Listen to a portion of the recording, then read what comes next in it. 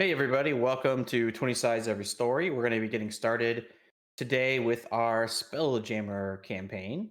It's been a little while since we played, about 6 weeks or so, and we're picking back up after all the holidays. I had a vacation and all that kind of cool stuff. So that's what we're going on. So before we get into the campaign, a couple quick things about the channel.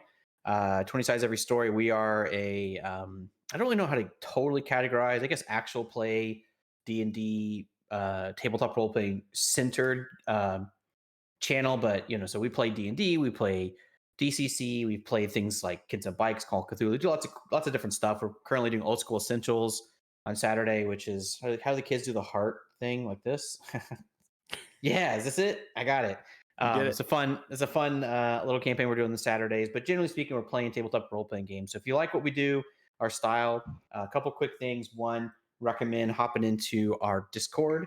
I know that everybody has one and runs them, but ours is of all the ones I've been in, it's been obviously I'm pretty biased, but it's vibrant. I've met a lot of new people. It's been really cool. It's not too big that it feels like you're drowning, like in Foundry's official Discord, but it's big enough that you meet new people pretty much every day. So it's a cool little place. Come hang out. There's probably some people in there gearing up to hang out in Gen 2, which is our voice channel, and watch the game or watch wrestling and talk about different stuff. And yeah, they are the best. They're in the chat already. So other than that, a couple quick things with the channel also. So Alex, he's one of the players. I don't know where he is on the screens below me. He's over there on Discord and down here for he runs the channel. It's his channel. Thanks, Alex, for letting us play on it and all that stuff. Alex also is the kind of like the head of all of our community games. He doesn't run them all. We have a team of dungeon masters that run these community games, but sort of Alex's brainchild. And we have we basically invite people from the community to come play in games online with us. There's no cost, there's no commitment, no buy-in. The only thing is just you need to have a decent internet connection, and you have to, have some table decorum. I guess you actually don't have to until the first session's done, and then you need to continue to have it for the next session. But if you would love to come in, come play. Yeah, we have one coming up on Friday. And it's a good time. That's how I started. I've played a lot of community games. I haven't had as much time lately to play on them, but they're always a blast. They're really fun and just have that kind of, just very like, I don't know how to explain it. I want to say old school, but I'm not an old school guy. I started with fifth edition, so it's probably phony, but it feels old school. It's a lot of old school modules. It's Goodman game conversions, and it's just a lot of fun stomping around dungeons, thwarting evil, sometimes committing evil. The whole deal. So that said, tonight we're going to be playing Spelljammer, and for the campaign, we're actually running the official Light of Xaryxis campaign. So I've been following the source material really closely. I mentioned before, just my players. It's kind of an experiment. I wanted to see, how it was played. If I played it out really close to the letter, and they have a nice structure that's kind of like a mini campaign structure. And so this session that we're hitting is, I think, maybe technically our seventh session, maybe sixth session. I can't remember which one it is. We might have caught up. Was that? Six. Is this six? Okay, cool. It's our sixth session. Session 6, and that is actually, we are on module 6 in the book, so we're actually right on track, more or less. And the party is been adventuring through space and kind of, uncovering a conspiracy. And so I'm going to be talking to the party a bit about what they've been doing since it's been a while, also to ground myself, because I kind of don't remember what we've been doing. So I'm hoping the party we can collectively recalibrate. But we're going to go ahead and get started here in the session. So, and thanks for the subscription there, Road Killer. That's Ike. Ike, thanks for the subscription, and all the stuff, all the woos and weird things happening in the chat. Little dancing guys. Thank you all for all that stuff. So, anyways, let's go ahead and get going. So for today, for context for the party. So the parties, I'm going to go a little bit farther back to have like the really big zoomed in picture. And we'll come back. We'll come all the way in. So the party is a group of basically space sailors that are working together for a little while aboard a ship that was docked on the planet Utopia. And Utopia was the home world of two of the players. That would be Placebo and Ichabod. It's a plasmoid planet. And while they were moored there, kind of running, various errands, dropping off cargo, collecting supplies, whatever they were doing, the planet was attacked by a sort of a crystalline vine infestation. Basically, all these seeds were like shot into the atmosphere. They buried into the earth, and over time, they germinated and burst out of the ground, sapping the life out of anyone who was near them, and also just sort of out of all the flora and fauna on the planet, just like killing the plants and stealing all their energy. Um, the party managed to escape that scenario, and over time, they have learned that crystalline vine attack was actually an orchestrated plan by the Xaryxian elves. So it's an astral elf empire, and what they've been doing is sending these seeds out to these planets, sapping all their energy, and then through like a spell, basically pushing that energy to the Xaryxian sun to kind of keep it alive and keep it energized. And if any of this stuff is stuff I haven't told you, you now know it. So just pretend like someone told you at some point in time, because I don't remember what you know or don't know. But that's what's happening. And the party has been trying to like figure out like what was going on, but also like over time trying to like, can we save our planet? They were told a couple times that they can't, that it's too late. But also they have met an ally, Commodore Crux, who is a GIF. He's a bit reckless, but he has a heart of gold, baby ale. He's a bit of a strange guy, but he has been he joined up with the party. He's sort of this deflated captain, Commodore Crux, and he's been trying to lead the party to Doom Space. And Doom Space is this location that supposedly has this coalition that's forming to thwart the Xaryxian Empire. And so the party knows that 4 people is not going to be enough to take down this powerful organization that can literally destroy planets. It's like almost like Star Wars level, like Death Star kind of territory. But they understand if they can join this coalition and figure out all the different factions and unite them, according to Crux, there's a chance that they can stand up against the Astral Elves. So that brings us to the current situation. So the party was on their way to Doom Space. They needed a map. They needed to know where all the planets were, all the systems, in order to navigate. And so to navigate, they met with a wizard named Tupola. And Tupola basically said, "Hey, well, first you try to get them to complete a side quest to earn the map, but the party just said, no, we're not going to do that." They used charisma checks to get out of doing the side quests and collecting 5 wolf pelts, but so they managed to get the map from her. But they also discovered that Tupola, she has all these like sort of like on the edge of Doom Space. She has this little observatory kind of thing with all these autonomes. She told them about her lost love, Grimzod, this dashing pirate. Well, as the party was traveling around, I can't remember the exact location you were going to. You ran into a bunch of debris of basically looked like a fleet of ships, some star moths from the Astral Elves, and some galleons and just different kinds of ships that were obviously clearly not Astral Elf ships. They were all sort of blown up and destroyed, and it was clearly the site of a big battle. And in that battle, you were approached by a will-o-wisp that led you into a cosmic storm. And in that cosmic storm, you were approached by a ghost ship. So this ghost ship kind of came out of the cosmic storm, and I'm standing kind of on the prow of the ship with his foot, up on the kind of on the siding of the ship, was a vampire, a man with long silver hair. I think he's described as having like a mask that he wears over his face, and he was missing his left hand. It was sitting up on his shoulder like Thing from the Addams Family. If you know, I think it's called there's actually a D&D monster for that. I think it's like a crawler or something like that, but it's a little hand creature. It was up on his shoulder, and he's hailed the party, letting them know that he wants to parlay, essentially. You also, I think, at some point in time, had encountered some vampirates. I don't remember how to name them, but who cares? Vlad and Dimitri. Vlad and Dimitri. Thank you. I'm sure I wrote that down someplace 6 months ago or 6 weeks ago. Yeah. So Vlad and Dimitri, I think you had them join the crew. They against Crux's wishes, but so they kind of let you know a little bit what's going on. There was this battle. Captain Grimzod was opposing the Star Moths, and he kind of had to flee into the cosmic storm to escape. So that is the context. A question for the party. Does anyone have any questions about what's going on or where you've been or any of that kind of stuff?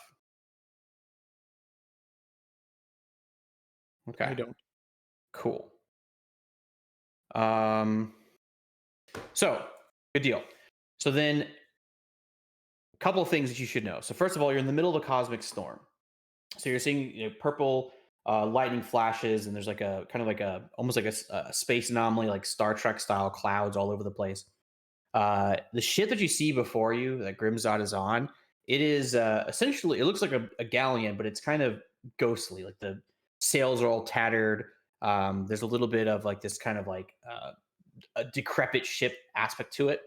But even in light of its kind of ghost shippy nature, you can tell there's fresh signs of battle. There's parts of the ship that are kind of like hanging on and occasionally break off and like float off from the gravity, or they I guess attached to the ship because the gravity. I don't understand how the physics work in this world.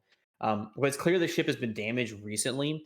And maybe you can't make any kind of like major assessments, but you could definitely tell this thing's really damaged. Like it's not just like a spooky ghost ship. Like it looks like it's having some major problems. You see activity on the deck. You see some sailors like trying to batten things down and jerry rig things to make them function. There's a lot of activity happening. But the captain, he stands on the prow of the ship, and I don't remember exactly his greeting to you, but he has some kind of the greeting and just calls out to you and greeting. And then he sees Vlad and Dimitri. He's like, Vlad, Dimitri. And he just waves. The little ghost hand, a little carrion crawler waves as well. It's like, so you have found me. What do you want?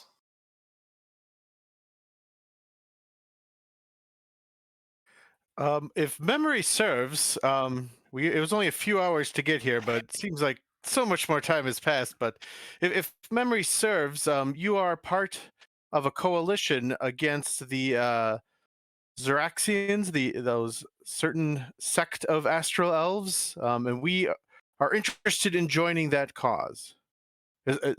We all agree that is our purpose here? I'll go with whatever you say, boss. So he looks around a little bit and he just says, I think it's best if we discuss on your ship. And he just sort of flings himself from the prow of the ship and just kind of like floats through the ether or the whatever the hell it is, and alights on the prow of your ship.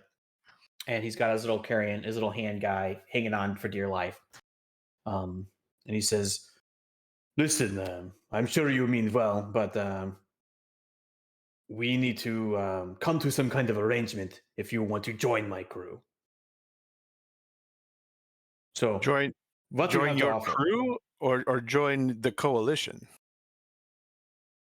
It's like, I'm afraid you're looking at the coalition. This ship is the only coalition? I thought we would be looking at a fleet. Well, my fleet, as you may have noticed on your way to here, is suffered a lot of damage. This is the only ship remaining out of my crew. Is it operable? He looks back at the ship, and it's again like it's punched through with holes. Like clearly, it's been like damaged by like mangonels and all these things. And he says, "Well, she's seen verse. This is the last breath. She is damaged, but she can sail. I will tell you that there is a number of potential allies in Doom space that I was hoping to reach. But now I think it's best that I lay low for a little while." So really, we don't want to join you if you're going to lay low. Time is of the essence. My people, my sister's people, are dying as we speak. So it sounds like maybe we are negotiating for your information about potential allies if you are unwilling to be an active member of this cause. Give me a persuasion check. Okay. Ichabod.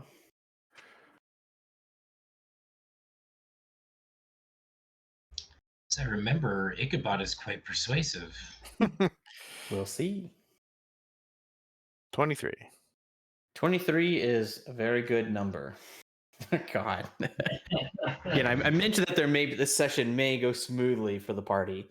And I'll tell you what, since it's been a while, Ichabod, why don't you tell us a bit about your character as you're doing this persuasion and kind of like, what are you trying to like accomplish with the persuasion? Sure. Ichabod started out, he's a bard, but he's more of an orator than a performer. He has a researcher background, so he's very much an information, left Macopia, kind of naive, has since gotten a very harsh education about how everything in the astral sea and these pockets of planets wants to kill them. So he has gone from being very friendly to a little bit more direct in his diplomacy as of late. So I would say he's not necessarily trying to be intimidating, but for an ooze, he's grown a spine in the recent weeks. So he's just putting it out there, and he's kind of not taking shit from anybody anymore. And Grimswad picks it up and he looks at you and he's like kind of stern and like, listening to your plea, and as you're getting like very blunt with them, and oh, you know what? I like your style. What did you say your name is? I am Ichabod, and I doff my top hat and perform a little bow, because manners still matter. Well, I will say that your impassioned speech, and he'll kind of like do a little like bow as well. He doesn't have his hat on or anything, but you say your impassioned speech has warmed the dead heart inside me. I have no love for the Xaryxians, as you can tell. I oppose their tyrannical rule as a somewhat of a. He's trying to find a different word besides pirate, like a man of the astral sea, like me myself. I like to move and do things according to my own wishes. The Xaryxians are ruthless, authoritative, and stuck-up assholes. So I am with you. I want to stop them. But there's a condition. I need you to kill Big Mama. There's this fish named Big Mama. You must kill it. No, just kidding. Say, he looks at Crux, and Crux, by the way, I don't know if y'all remember this, but Crux was not a very big fan of having the vampires join. You had to like restrain him. And he's kind of just like shaking his jowls, and like you could tell he's frustrated. And the captain kind of looks at him, spies him a little bit, and he looks back at you, Ichabod, and then he kind of eyes each one of you, and looks at you and just says, I don't do well with partnerships. If you want to work with me, I want you to join my crew. And what that means is you swear to the pirate code. I guess you shouldn't say pirate. You swear the man of the sea code. You swear to the pirate code. And agree to call me Admiral and join my fleet. What say you? I think maybe we will need to discuss this. The five of us and maybe it would be of benefit for us to know exactly what it means to join your crew, what the expectations are. How is this a temporary until the Xaryxians are thwarted?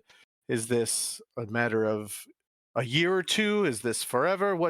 Yeah, can you provide us with some specifics? We don't need to be jumped in, do we? Normally, you would have to be killed, but I'll make an exception.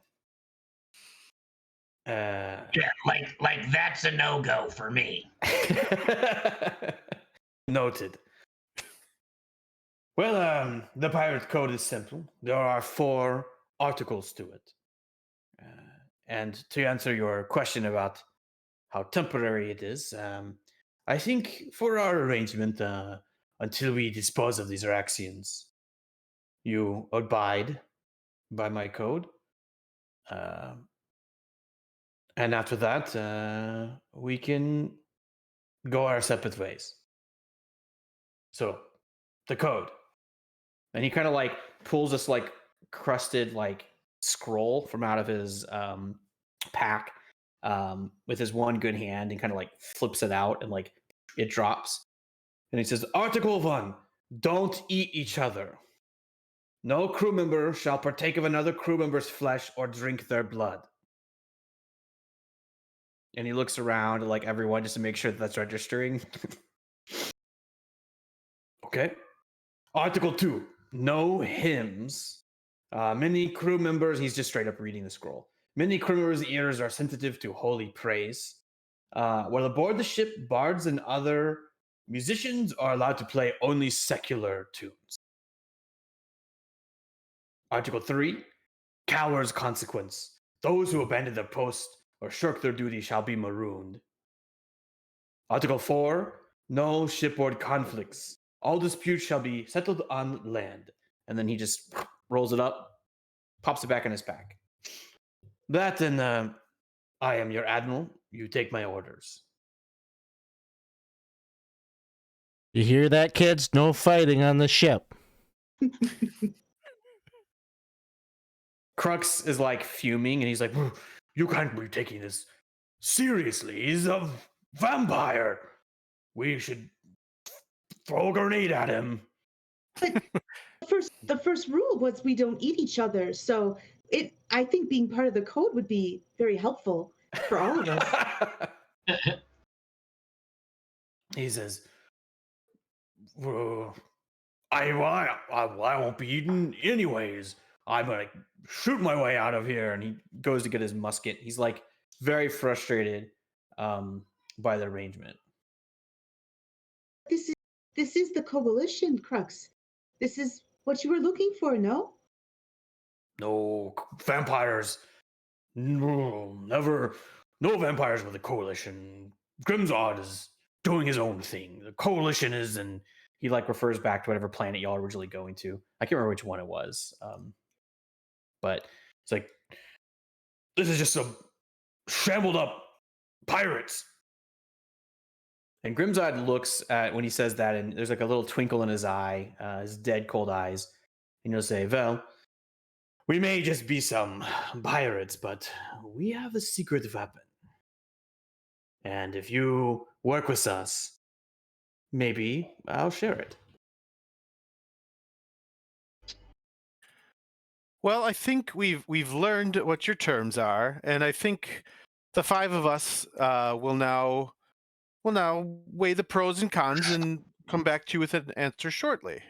I think it is a gesture of goodwill that we've returned 2 of your men, so at least we can be civil while we decide what the future holds for both parties. I think But that's to be very clear, your plan is to go and get more allies, raise a larger fleet, and take out the Xaryxians, correct? Like Correct. that's our okay. I Just want to make- take out the Xaryxians as much as you. I thought I might lick my wounds, but your passions have ignited me, and I agree. We must find a more powerful coalition than just my ragtag fleet. Did they And I think I have. Did they destroy your planet too? No, I have not been on my planet in a very long time, but they have caused me no trouble, no end of trouble in my business.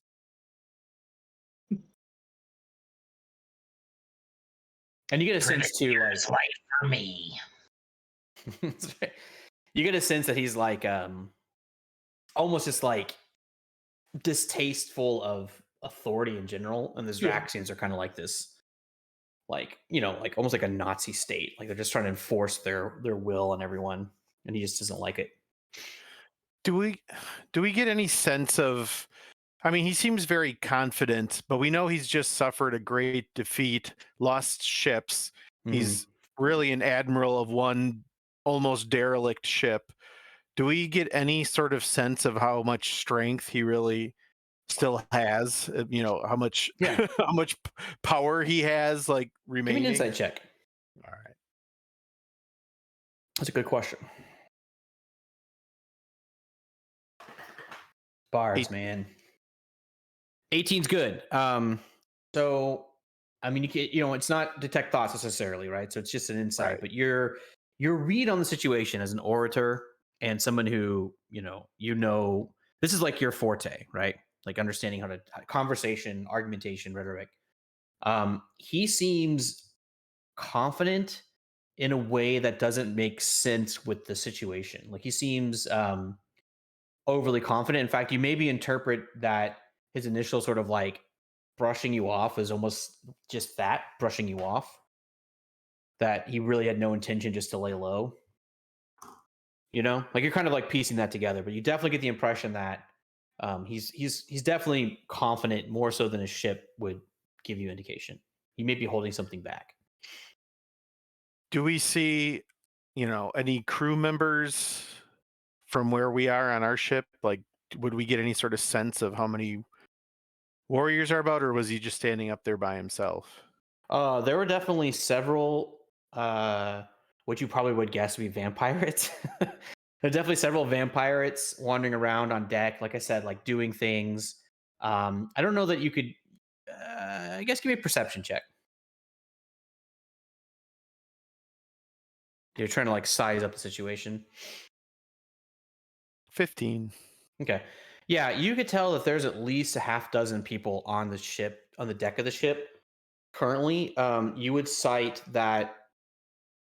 Again, they're all they look sailors, but you would notice that there is also one very large figure that is, again, like helping to do things on the ship. Like it's like lifting things up and like moving things around, and but it's moving very mechanically and sort of somewhat lethargically. It looks like an ogre, but it looks like an ogre's corpse. And again, you see several vampires actively working on tasks. Okay. And Grimzod's watching you as you're watching the ship. Yep. Ichabod's just kind of, waiting for him to withdraw while they discuss. Oh, okay. So he's like, "Are you waiting to get off the ship?" Well, he came over. I guess I'm imagining we let Vlad and Dimitri out of the hold. They had agreed to be locked up while we came here, just kind of to appease Crux, but also as a measure of protection. I guess I'm assuming maybe it's just those three, or maybe even those other two have gone back to their ship. But sure. So he'll he'll get the message as you're kind of like being like a little bit shy about it. Like I was imagining he was kind of like just off in the corner, like sitting there, like waiting, like you're coming to get an answer in the next couple minutes, kind of thing. But he'll say, "I." All right, Vlad, Dimitri, let's depart. Give them some time to think, and he'll hop off the ship, and they'll whatever method they get back to their ship. So you're alone now. And as soon as you're alone, Crux is like, he's like fuming. Just, Ichabod, you're not thinking about doing this. I am interested in just presenting our options. I see this as an option, and it might not be the most attractive option. So I'm hoping collectively we can decide if it makes sense to ally ourselves with them, or if there is another way to meet this this coalition that we heard about from Topola, but I don't know how to find them if not working with Grimzod, who's also trying to gather allies. And a secret weapon, Crux. A secret weapon that we don't know what it is, but it could be very powerful. Okay, both Or of you give me Or he persuasion could check. be just making it up. At disadvantage. What did you want us to do? I'm sorry. I didn't- Persuasion check, and then as that Persuasion. last statement came out at disadvantage. Okay. Trust me to a 14.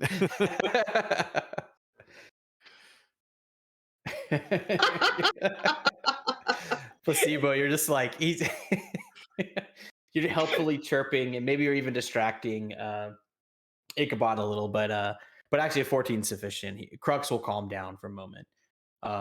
He'll look at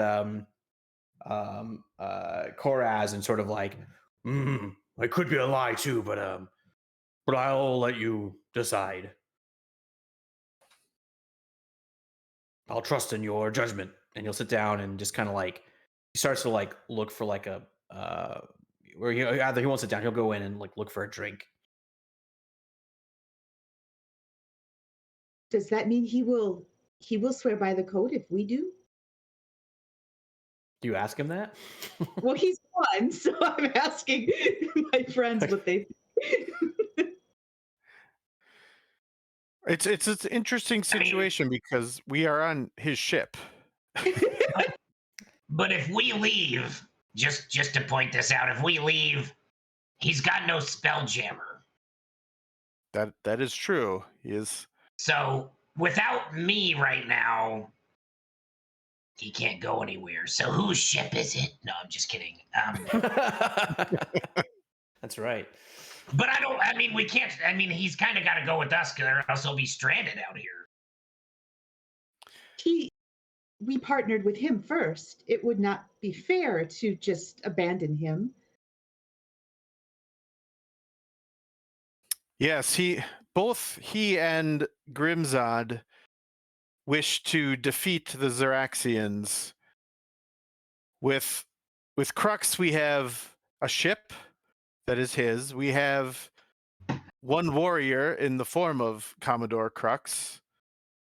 But really no other path forward. I think he knew to get us to Topola, but not any further. With Grimzod, we have additional warriors, a second ship, or maybe just one if we join his ship. We have a path forward in potential additional allies, and we have a secret weapon that may or may not exist. I think we would have to join with our ship, brother, because an admiral has to be in command of more than one ship. Unless he has more than one ship and we're just not seeing it. That might be his secret weapon. Maybe it's an invisible ship. That would be really cool. A space ghost ship. Wow. Something of that caliber would explain his continued confidence. He seems as though he is a very defeated admiral, but he does not act as though he is defeated. So he is still confident in his prowess as a captain of a war fleet. He is dead already, so not much to lose there. And if we swear by the code, does that mean we will no longer have to do ship battles? Because there's no conflict on the ship. So that would protect us from ship battles. Well, it would protect us from ship battles from the vampirates and one another, but we've never had a problem with that with one another. It's always someone else coming and attacking us who probably does not swear by the same. Does not swear by the code. Yes. I knew there had to be. Yes. I have no issues with the code that he is proposing. I think we've kind of been adhering to these just organically. since we've come together as a crew. So I don't see any issues with the terms, but seeing how great of battle and how costly a battle Grimzod has just experienced, I just don't know how strong of an ally he really is, but I'm hopeful that he could lead us to other allies, whereas the Commodore does not seem to have any other leads, perhaps. Zeph, you've been kind of quiet, so while this conversation is going on, are you partaking in the political discussion, or what are you up to? He's been wrestling his kids who have just been like nonsense talking. He's just sort of like taking everything in and kind of nodding along. Mhm. I think Zeph is very mercenary, and so he's really just kind of looking to everyone else to sort of make a decision here. He has no problems with allying with them. Okay. Yeah, and your kids are like, they're going crazy. They're getting stir crazy. So like, you ever like try to explain board game rules to a child, especially a group of children? I have, especially after Christmas, we got a couple board games. They're like that. Like they're hearing the adults talk and they're just like run around and like biting things and like tearing up the tree, and just getting into nonsense, and you're having to wrestle. Okay, cool. So yeah, I just wanted to check in. Ichabod, everyone, I guess in general, you get the impression that Grimzod is like ready for an answer. And You maybe can we see him on the tell, bow. we could tell Commander Crux that if this is like our many other alliances, Grimzod will be dead within a day or two, and it'll be a moot point.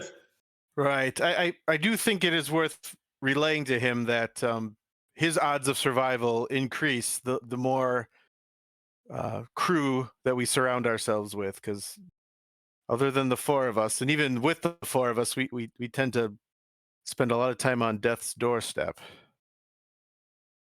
I guess I would vote at this point to, I mean, we had an Umber Hulk with us. We've made temporary allies of enemies in the past. This is not the first unsavory alliance we've made along the way. So I think it is a viable path forward, and we don't have the luxury of dilly-dallying. I do think we should ask Commodore Crux to vote as well. It is his ship. Yes, I would agree. So Crux is down in like the galley, and he's drinking again. So he's a little off put. He's a little off put by the situation. You had found him kind of in like a sour mood, and like you got him all engaged and everything, and now he's kind of like, these are the people that I'm working with. Where kind of you get the impression he's kind of a bit down, and he's got his tankard of ale, cheap ale they keep on the ship, just chugging.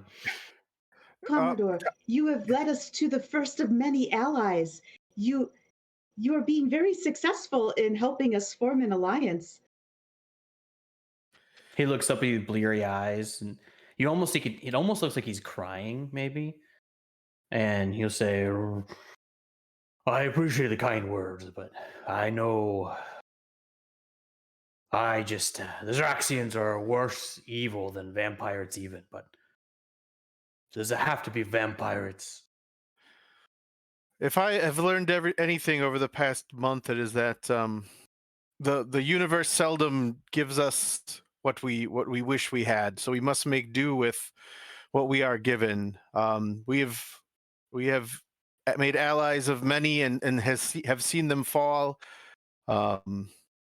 We wish that you would continue to join us. The enemy of my enemy is my friend, and this is a temporary alliance. We would be grateful if you would allow us the continued use of your ship and your continued companionship along this most important quest that will save many of my kinsmen's lives and other planets going forward. And I know it is a tall order, but you seem like a man who has experienced much, and I hope that your mind, that your wisdom will overpower that initial gut reaction of having to deal with the undead, which I know many humanoids find distasteful. Because Give the me Xaryxians are, they Is are it, like, oh, never mind. We're all talking at once. I'm sorry. It's okay. No, you're good. That was my fault. That was my Let's fault. hear Koraz first. I've heard from you a little bit. Koraz, what were you going to say? I was gonna say, is it the undead part or the pirate part or both? Well, if you put the Because two together, I'm we're gonna have mad space cred. I'm thinking of them as Vam privateers, and that's what's helping me. But if it's the undead part, I didn't even think of that till Ichabod said it. But if it's the undead part, then there's not much help for you there.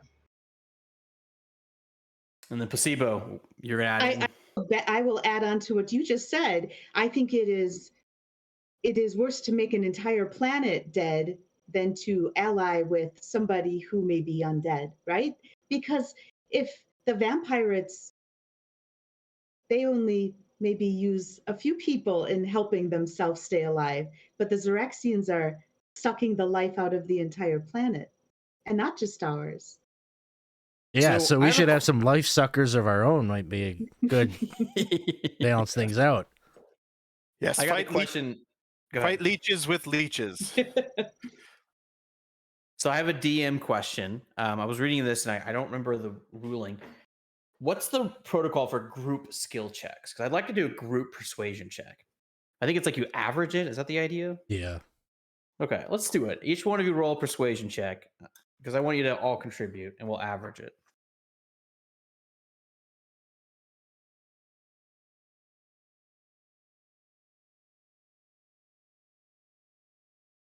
Okay. Wait. Uh-oh. Oh, look at that. Whoa! I'm not gonna do math. Why did I choose this route? All right, cool. I think because it's like close enough that I have to actually calculate this. So I'm just gonna cheat the calculator. All right, divided by 4. Okay. So you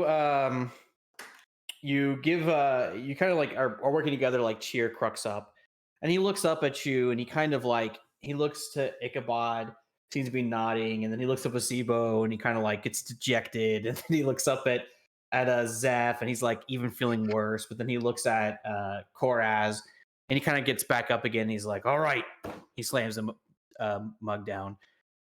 Here's what we're going to do. I will carry on with you, but I will not be the captain of this ship. Ichabod, you are now the captain. I will be your first mate. And I am not swearing the oath, but I will work with them. I think we can work with that. And Ichabod's trying to seem unshaken, but inside he's like, oh shit, oh shit, oh shit.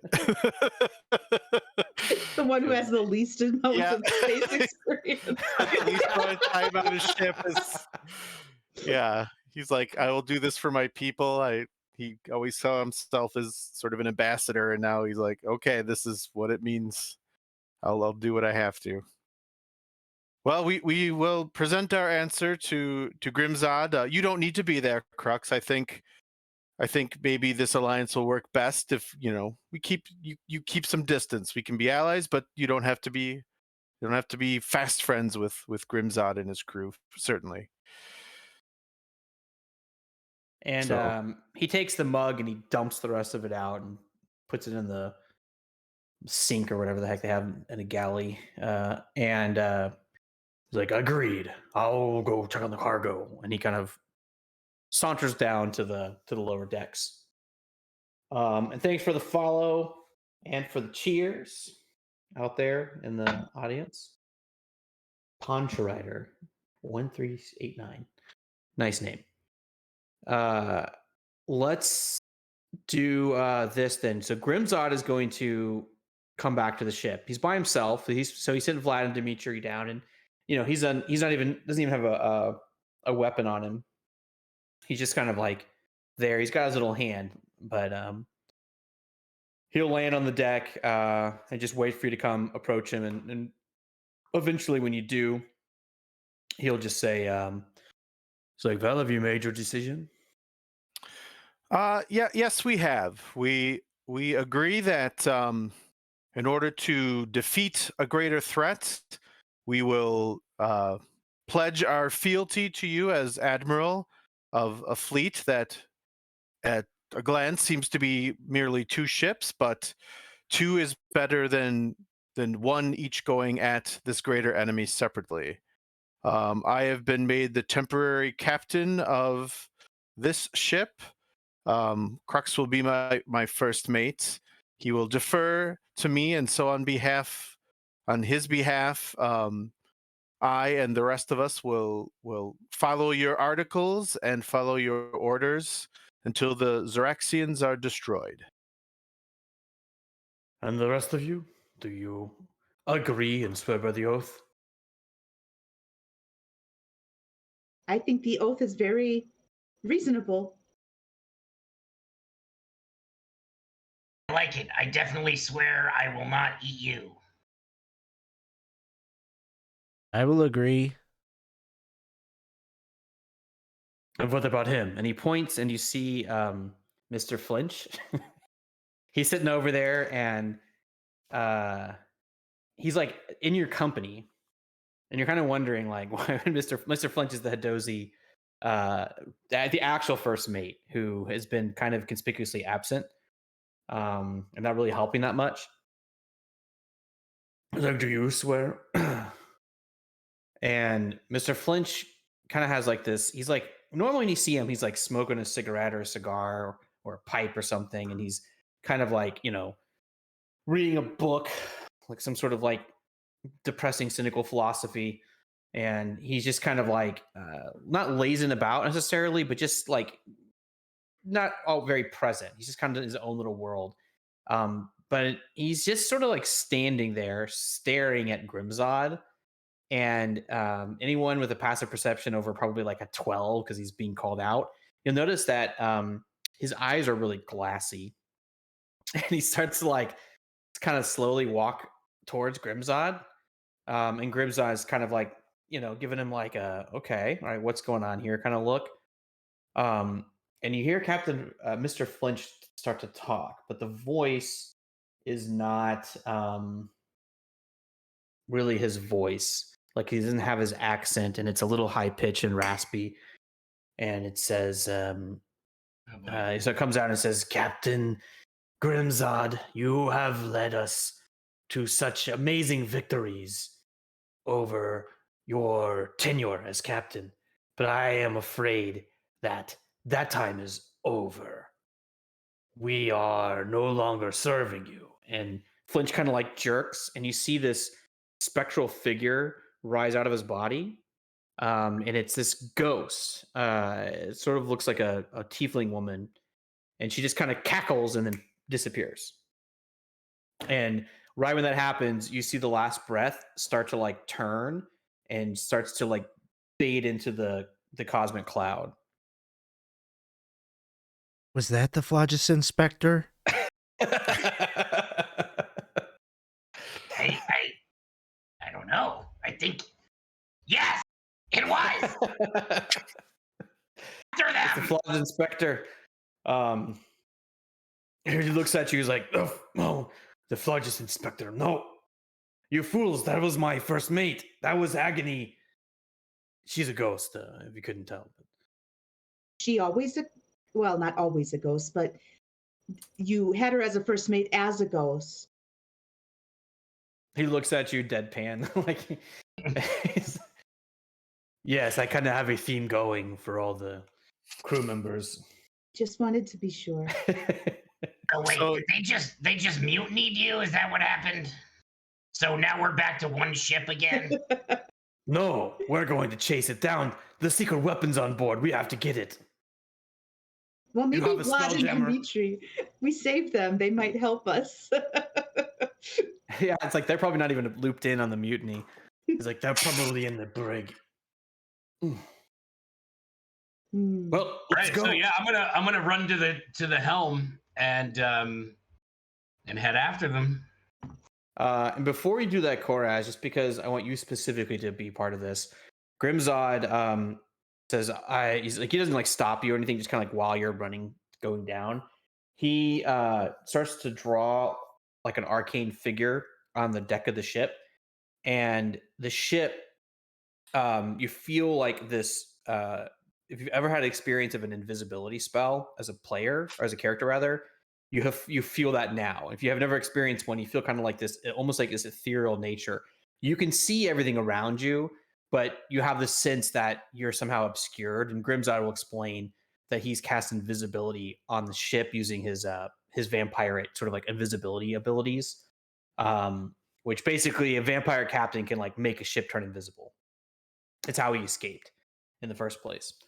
And so he will say, all right, and then let's after them. And so, Koraz, you can run down into your ship. You know the direction. They kind of faded into the clouds, but as you know from the mechanics of spell jamming, they can't jam out because they're too close. There's too many objects around.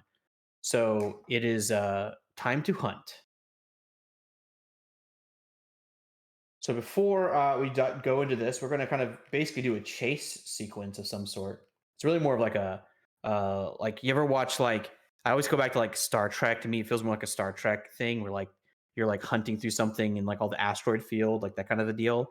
Like the vibe is you're going into this cloud and you can barely see anything, and so you've got to try to find the ship.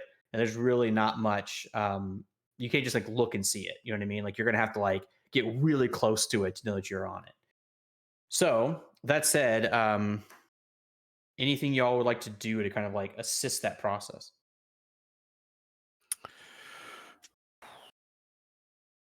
Captain Ichabod, any plans?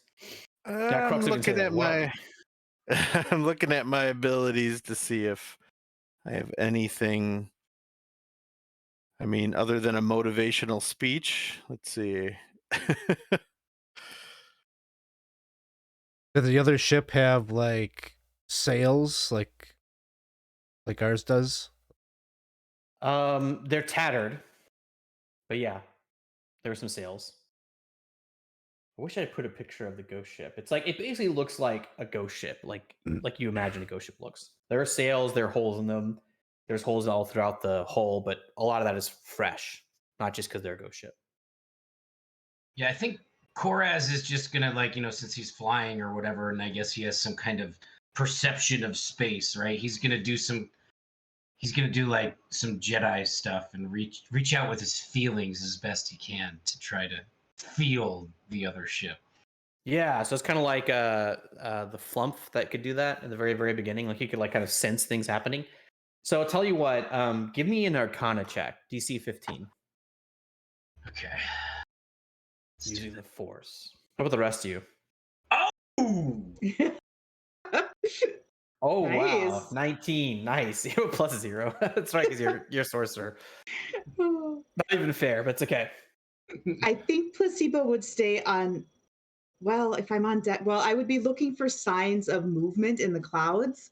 In a way, like because I've been on ships before, so I would be like using the ability that just the experience that I've had to see like, is there any disruptions, anything's getting moved out of the way, to try to maybe trail them a little bit to help out. So yeah, let's do a DC 15 survival check, but since you have that background experience, give me advantage.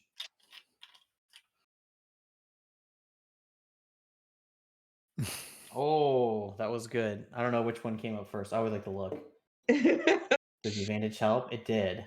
Cool. Good. Yay. I saw a nat 20 that rolled to it too, so. Yeah, I know. It's like, oh. That's right. And then Ichabod, you're casting you're throwing out your motivational speech.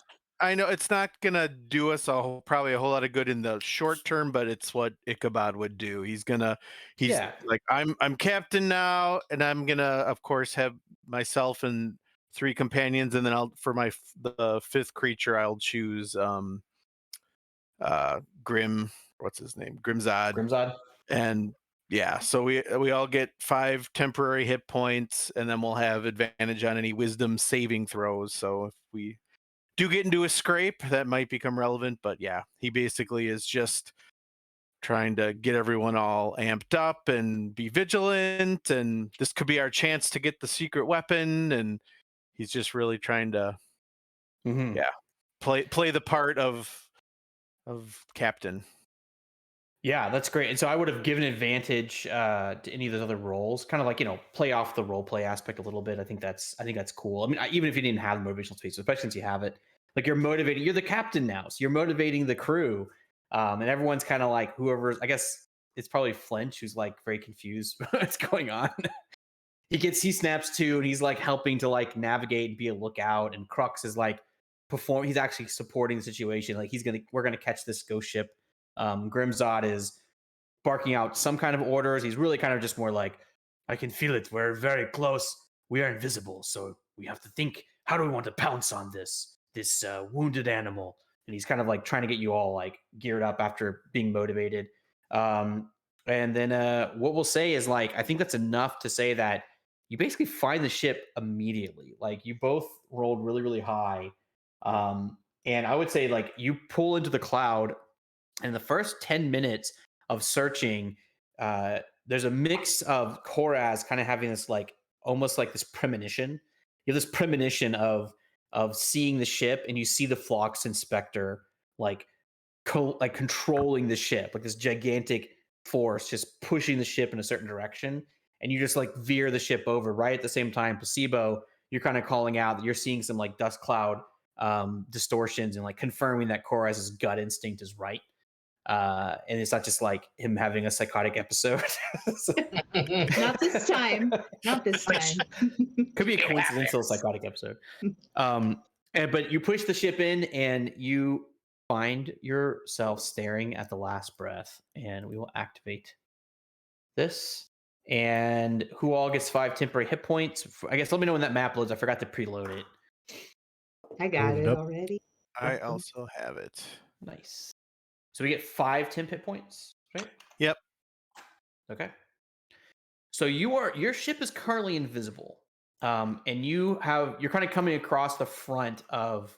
And actually, I should say I did this map a little differently than normal. Are y'all able to see it all?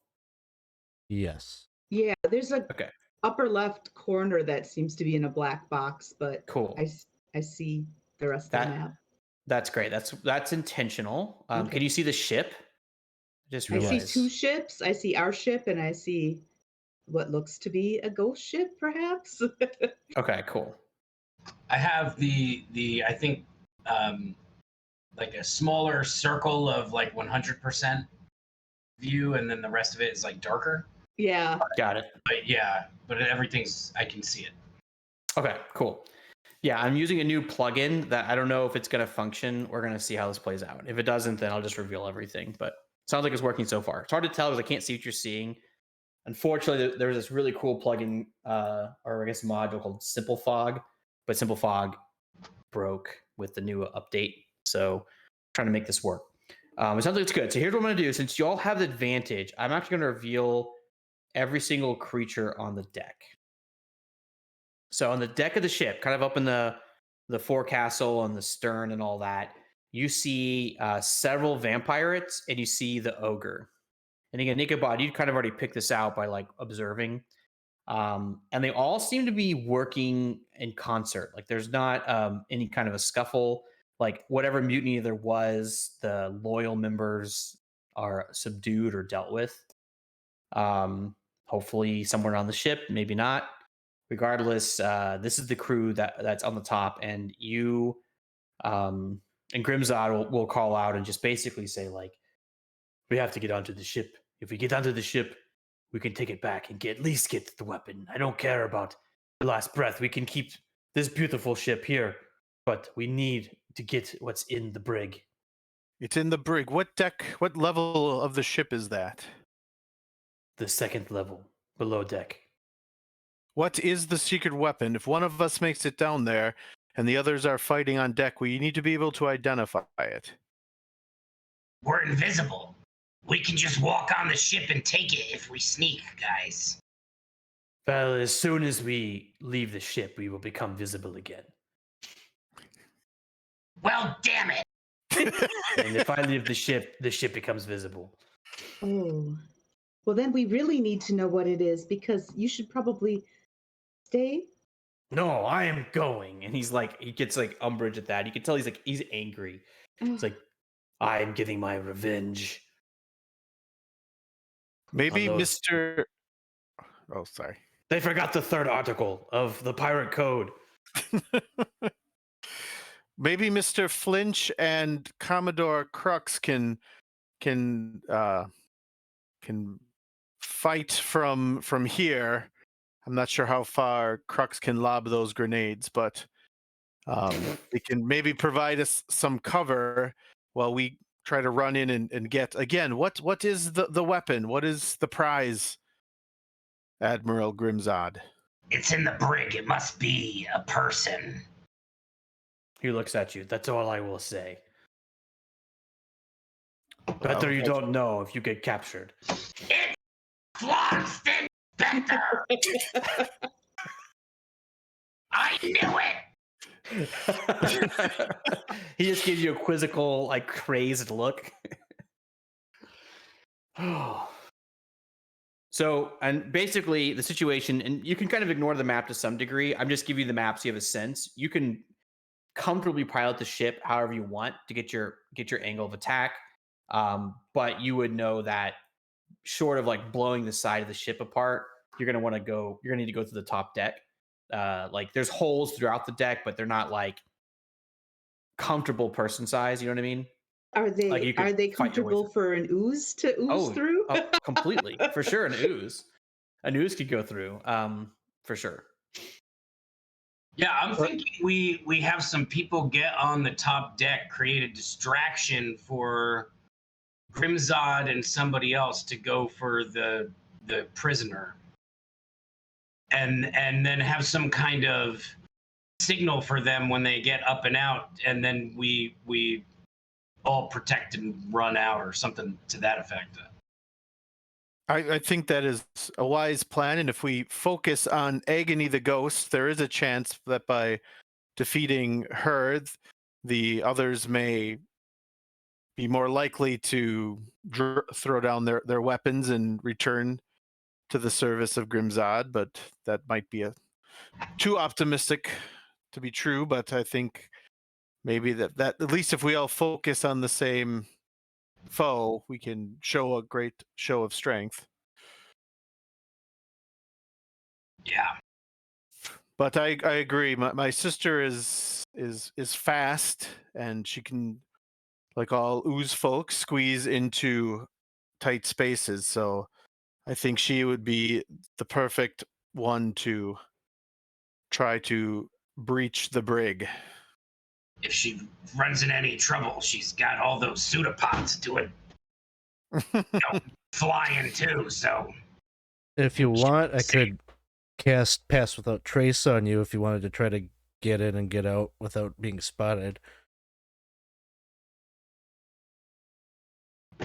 We have to stay close to you? No. No?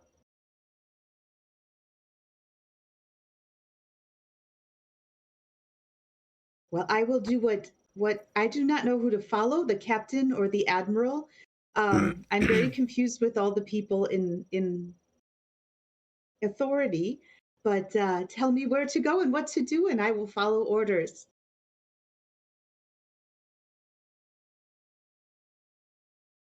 Oh, I guess it is only self. Yeah, I was looking at that, I've always seen it as self, but it was always like through abilities. I wasn't sure if you could cast it. I think it's through self only.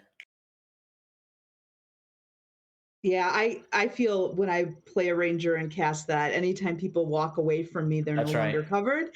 However, I didn't know if that was a DM ruling or the official ruling, so I wasn't gonna like Well, How long? I mean, it Ambiguous. could still work because I could cast it on myself. It's 30 feet from me.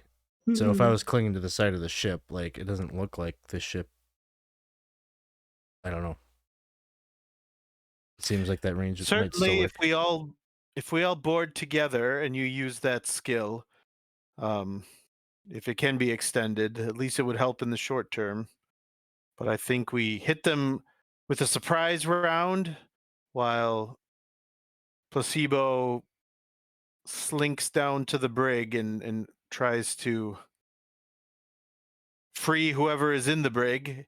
And if there's anything that looks like a secret weapon, since the Admiral is still being quite opaque about such things, then I can ask, are you a secret weapon? that's worth a shot. He'll say, "Fine, I'll tell you. Enough. It's a woman, All right. an elf." A Xaryxian? He just nods. We're fighting with fire, I was hoping ice at least. Take a couple seconds. All right, so here, what I'm hearing is the plan is that Zeph and Placebo are going to like, kind of like almost, I guess, kind of come under the ship and jump on the side and do pass without trace and kind of like stealth on. How about the rest of you? I'm a spell sniper, so I'm going to try to position the ship within 240 feet where I can blast both the ghost, agony, and the undead ogre. If I can, Okay. if I can do that. And I will say, you do not see the ghost on the deck, but you do see the ogre, and the ogre is a big target. Yeah, I'm gonna focus on that with my spells from afar. What about you, Placebo? I'm going with. I'm sorry, Ichabod. Why do I do that every time? I think Ichabod will probably, if Grimzod's gonna board the ship, Ichabod will go with him and just kind of leap into battle with maybe trying to do some he'll have a spell kind of readily loaded and try to do some Tasha's hideous laughter on let's see, creature of your choice. I think it's just one target, so he probably will try to go against the biggest target, try to get that undead ogre laughing. Okay. Crux is going to come with you as well, and so here's how we're going to play this out. I think the way we're going to do this is the Koraz. You're kind of like moving the ship out of like, it's basically like, so you can spell snipe, right? Maybe at a good, because are we gonna have? We might be attacking the ship too from our ship. Yeah, and when you kind of like suggest that, Grimzod will say, if you do, you might kill the prisoner. Oh, yeah. Be careful. So what I'm going to do is I'm going to move not Ichabod, I'm sorry. Oh my gosh. For some reason I was thinking Ichabod was coming. Placebo and not Grimzod, Zeph. I'm going to move you two to like the side of the ship. And Placebo, you're going to be able to pretty quickly like sneak in there. And Zeph, I'm just kind of moving you off. Like you're over here if you didn't see like that direction. Does it block you from from seeing inside the ship? Yeah, Yep. I see the outside of the ship. Yay. I kind of did that right. And then Crux and Grimzod are just going to drop on the front of the ship. And Placebo, Ichabod, I'm assuming you're kind of coming with them, but in the back. Yeah, I'll kind of stay. Oops. Whoa, too far. You're flying through space. And Koraz, what I'll say is once they make that drop, you're able to kind of like turn the ship and get some distance, but it'll take you I think, a couple turns to get the full distance you were wanting. So you might want to like try to just I get don't like know. 100. I mean, I don't know if I want to take the ship too far away from everyone because we got to get them back, right? That's right. Yeah, that's the other thing I was gonna say. I mean, I try to like. I don't wanna, like, yeah. Yeah. So I'm thinking more like, is their ship like now that we're close? Is their ship still moving? Are we all moving, or is it not moving, or are we like? Yeah, it's moving, and you're kind of like. stopped? It's moving through the clouds. Like it's clearly taking evasive maneuvers. It's trying to get away from wherever you are. It doesn't know where you are. But it was, it was definitely moving as fast as it can go. These ships don't move that fast. I think they move like 20 feet around or something like that. So, So let me ask you, if that's the case, and I'm spell jamming, would I have to just stay on the helm and just fly the ship? Oh, that's a good question. And can I cast spells from the ship? If you bring the spell jamming ship onto the deck, I think you could do that. I'm not sure. I need a ruling. I'm going to rule this. I'm going to rule you can bring the spell jamming deck ship on the deck, like the little chair, like the actual spell jammer helm, because it's like detachable, because you can like steal them and stuff. So I'm going to say that if you bring it up and like plop it on the deck like a lawn chair, then you can like sit in it and like pilot the ship and like fire off spells every once in a while. Yeah. Okay. Get off my lawn! I need to think through that for the future, but we'll just say that that's how it's set up so you can do that. Because otherwise, it'll just be piloting the ship, which would be kind of lame. I think that's fair. Okay. Yeah, sure. Yeah, that works. So so I'll try to keep the ship up with that ship, and I'll kind of just be sitting in my lawn chair and try to pick off some guys with some spells. Yeah, because if they're moving, I got to keep this ship moving. I can't go. I was thinking about maybe getting on the ship and just staying kind of far back and trying to pick off guys, but I don't think that'll work.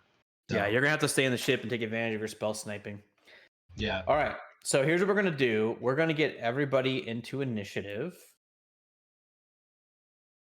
and we'll first need to start up a combat encounter. I always do this wrong. There we go. Okay. And everyone, put you on the initiative tracker. You can roll yourself.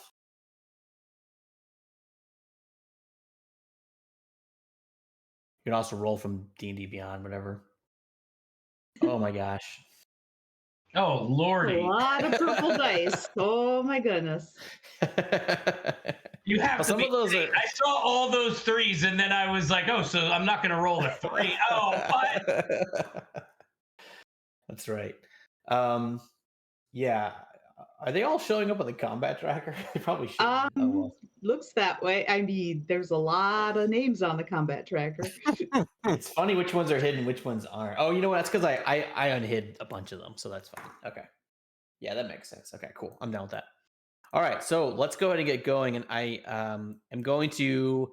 decided I'm going to take off the fog because y'all skipped the whole ship basically and skipped right to the boss battle. So I'm just gonna go ahead and turn off the lighting just so everyone can see what everyone's doing. Ta-da! So, Placebo, we're gonna start with you before, and then we'll run the actual combat tracker because I want you to like have the whole scene. So, Zeph, you see Placebo squish into like a little like ball, and she's gonna be able to slip through. And the hole is not, when she does that, her mask and her all her stuff gets left behind. But I'm going to say that it on the deck before, like I don't want to just leave it in space. So you're not going to. Well, I was going to say is that you would know the holes are big enough. You could probably stuff something through it, just not a person.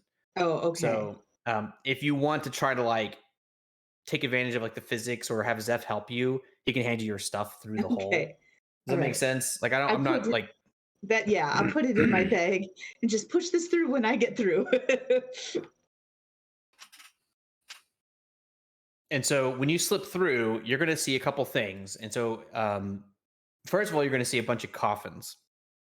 And, doesn't take you too hard to figure out this is where the vampires sleep.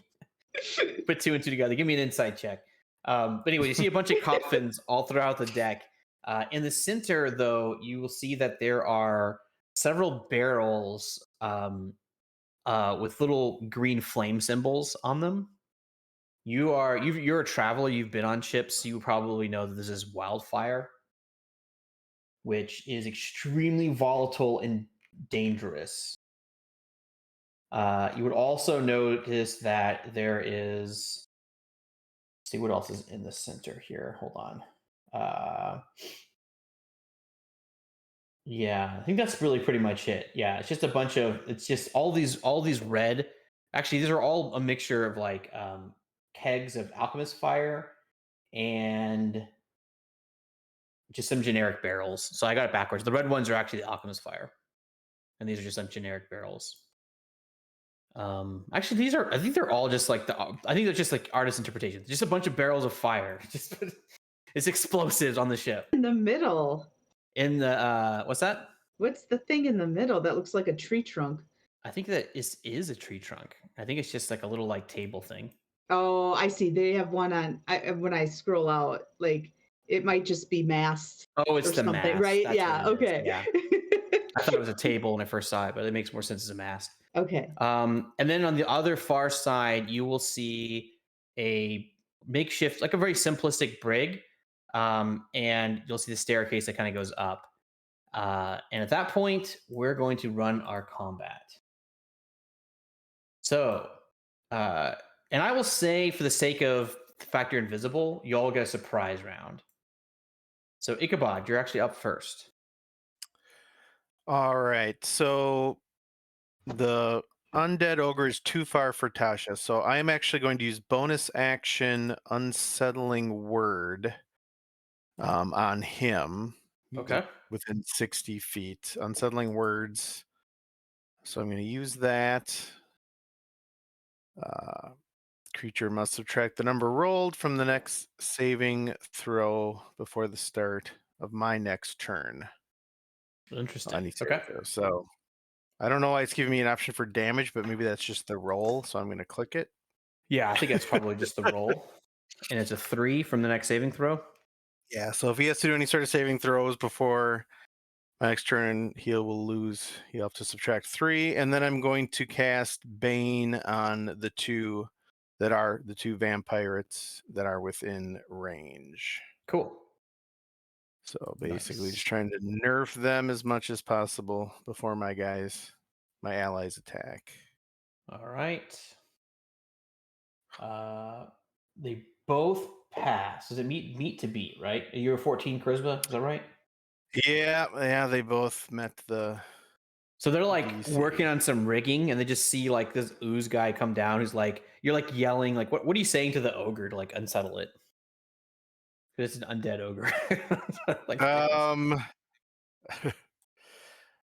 guess he would say something on the lines of, "You've already died once. Let's not see what happens next." He just looks up at you, and you can see like it's no eyes at all. It's just like, and it's just falling to pieces. It seems very bothered. It's unsettled, and then these two vampires are like working with their rigging, and they just kind of like shrug off your bane, like they fall over, and but everything's cool. Yeah, if I were smarter, I would have done the unsettling word on at least one of the pirates, because then he would have failed. But oh well, live and learn. I thought that was your strategy when you brought up. Was like, oh, he's gonna do something. Unfortunately, not how I played it. No worries. All right, Placebo, you slip into this underground area, and you've got your stuff pushed through, and it's your turn. What do you do? All right. So we were told that it's the brig on the second level, and this is the bottom level, right? Well, it's a second level below deck, because like this one up here is the top deck. Oh, okay. And then this is the first level down. This is the second level down. Okay. So you're in the right spot. So, European floors. That's right. 0, 1, 2.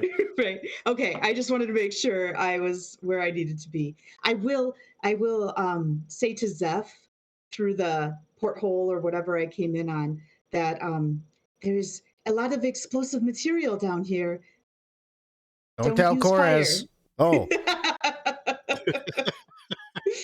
This could be very bad. And then I'm going to go towards, these are 2 doors, right? Like here and here. Yeah. I'm going to go towards the closest one. So before you do that, I need you to make a saving throw. Okay. It's a charisma saving throw.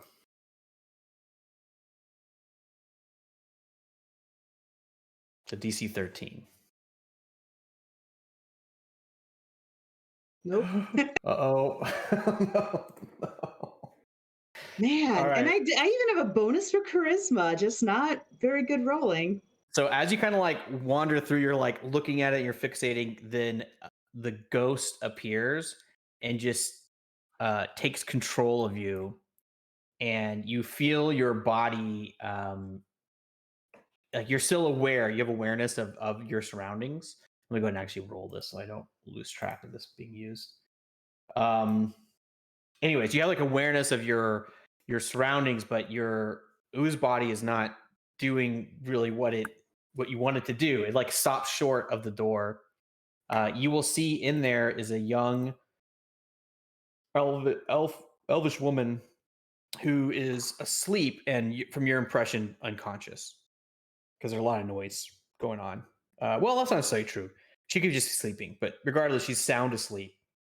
And you are possessed.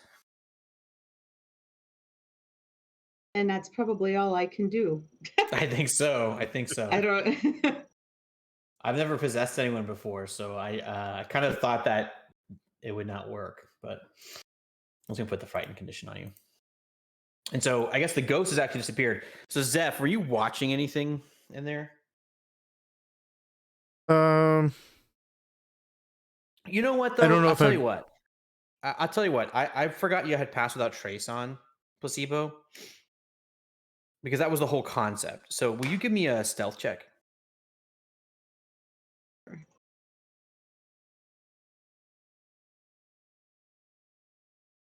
I'm gonna say Plus that 10. yeah, plus 10, that maybe that doesn't happen. Were you being stealthy? Initially, That was the idea, right? Yeah, like when I got my stuff, I did say something to Zeph. So but I wasn't like shouting it at him. I was just letting him know about. So I did speak, like whisper. Well, but I don't know if that would, yeah. how that would I need work. some help on this, because you're not invisible, right? Right. And you're like going up to the door that the ghost is watching. Right. And the stairs the ghost is watching. So I think you still get possessed. I'm gonna rule that you still got possessed. Because even though like you were stealth, like no one heard you or anything, or and you were covered in shadows, but I think that literally like you're walking the line of sight. I think that it's not an invisibility spell. You know what I mean? Mm-hmm. Any disagreement, DMs or players? I don't know. I mean, I feel like that's the way to rule. Also want to possess her. Okay, well, I'll just let it go. So Zeph, you see she oozes in there and then just like gets all rigid. And actually, I'm gonna say that you lose form and just go into like a blob. Okay. Because the ghost doesn't know how to control you. It's like Odo from Deep Space Nine, just like blobbed out. And Zeph, if you were watching that, that would look real strange. But there's a problem. All right, so that'll bring us to Commodore Crux. So Commodore Crux, he lands, and as soon as he lands, he just pulls out his musket and starts blasting. So he's gonna shoot this guy point blank with the almost point blank with the musket. You say, "Die, vampirates!" No offense, Crimson. Actually, offense. I hate you. And so he'll blast a hole through this first vampirate. Let me just make sure they don't have any resistances. They do not. So just takes 8 points of damage. And then he will do it again. Really, he should have thrown a grenade, but that's right. He's saving it for like the other 20 other vampires here. So he'll hit again. And that rolled a long time. And this vampire that was standing there, it was kind of like the Bane failed. He takes these 2 musket balls, like just blow holes through him. And it's just like no blood, I guess, but like just like flesh flying off. And he just like steps back a little bit. And he's still up, but you can tell he's really badly wounded. And then Crux is gonna engage him. And then Zeph, it's your turn. Oh, well, ain't that just the way? I'm gonna dig into my backpack and pull out a crowbar. Because you said this is like pretty small hole, right?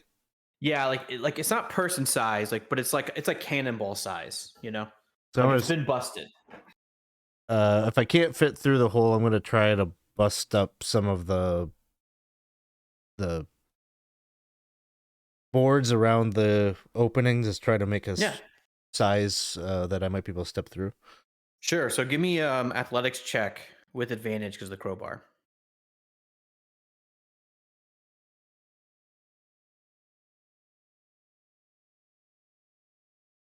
$25. Oh yeah. So yeah, you bust. It's like breaking down a door, kind of. You stick the crowbar into like a spot that was already kind of loose. So you just like crack it open, and you now get the impression like, well, what size are you? Medium or small? I am medium, I believe. Okay. Yeah, you're medium. You get the impression it'd be squeezing. It'd be rough terrain basically to move through the wall, but you could like push your way through. I'll actually say that like that's your action, and then you can kind of like move through like rough terrain.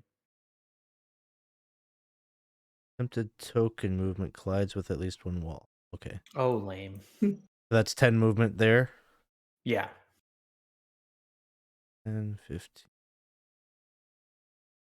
30. I'll get over here and kind of poke with my toe at the blob. Everything okay there? So, if you're possessed, you know what's going on, but you can't talk, right? Trying to read what it said, and I think that's what I read because you were rolling, so it kept moving, you know. But yeah. It says I have awareness, but I don't have any ability. Like I can't control my body, so I would imagine that's speech as well. Yeah. Okay. It just and kind I'm of like incapacitated. quivers. Yeah, incapacitated. So. Yeah, the blob quivers, Zeph, and it looks quite strange. The staff's on the ground. It looks like very haphazard. The blob is just kind of quivering there. Oh, that's not good. Hey, Timmy, get out of the mud there. Don't be playing in this placebo. All right, Koraz, you're sitting in your lawn chair in the deck. You're up. Koraz is going to cast the Hunger of Hadar. I think centered. Let me see. Let me get a. I think like where's this? About. Oh my God! Where's the little thing that does the circle? That's a code. It's the. There's the circle. Okay, I got it. Got it. Okay. I want 20 feet. What does that say? That's too much. I can't see. Oh my lord.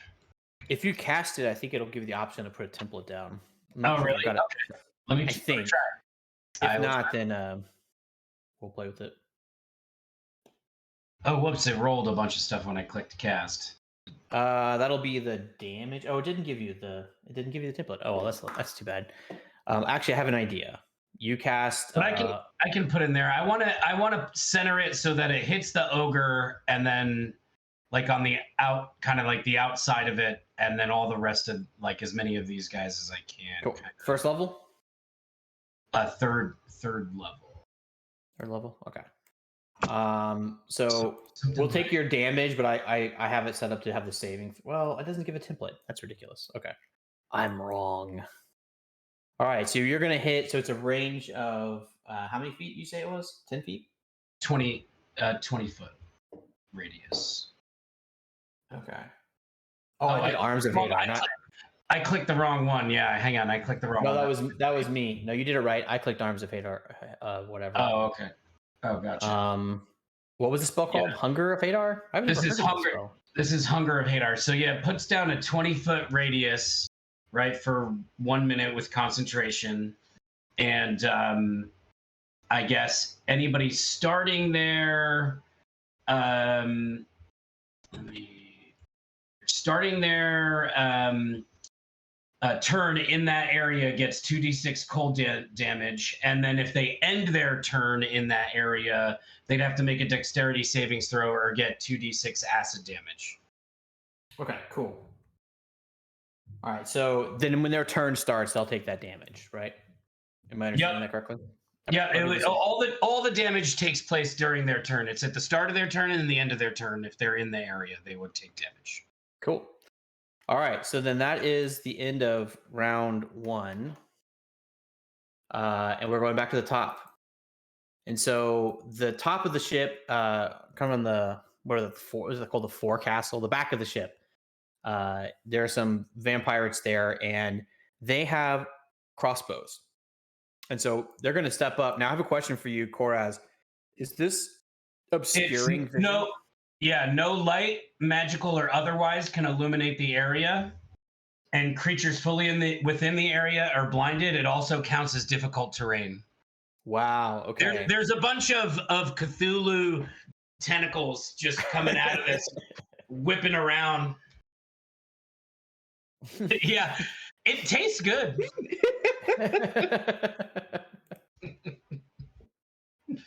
All right, cool. So these guys are all in trouble because they can't get through it, and they're like freaking out because they see all these tentacles, and they're like, "Oh, not again!" And they're getting like the crossbows, and they're shooting the spectral tentacles with their crossbows. And then Ichabod, it's your turn. Ichabod sees the damage being done by the Hunger of Hadar and is going to try to hold person on the ogre. So I think you may have to have hold monster for the ogre. He's not considered a humanoid, eh? I'm trying to see. I don't know. I know that it doesn't say on here what he is. He's an undead. Yeah, I was trying to think. Yeah, I guess maybe he loses his humanoid status. All right, so I won't do that. But I guess I could try. I still got to be 30 feet for Tash. All right. Well, let's see what else makes sense. I think I will try to nerf these guys again, but this time I will use unsettling words on this one that has not been or is kind of not being engaged in combat currently. So I will do unsettling words.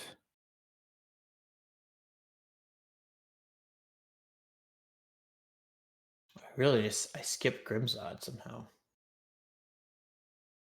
So they will subtract 7 from, or that one will subtract 7 from its saving throw, and I'm going to cast Bane again.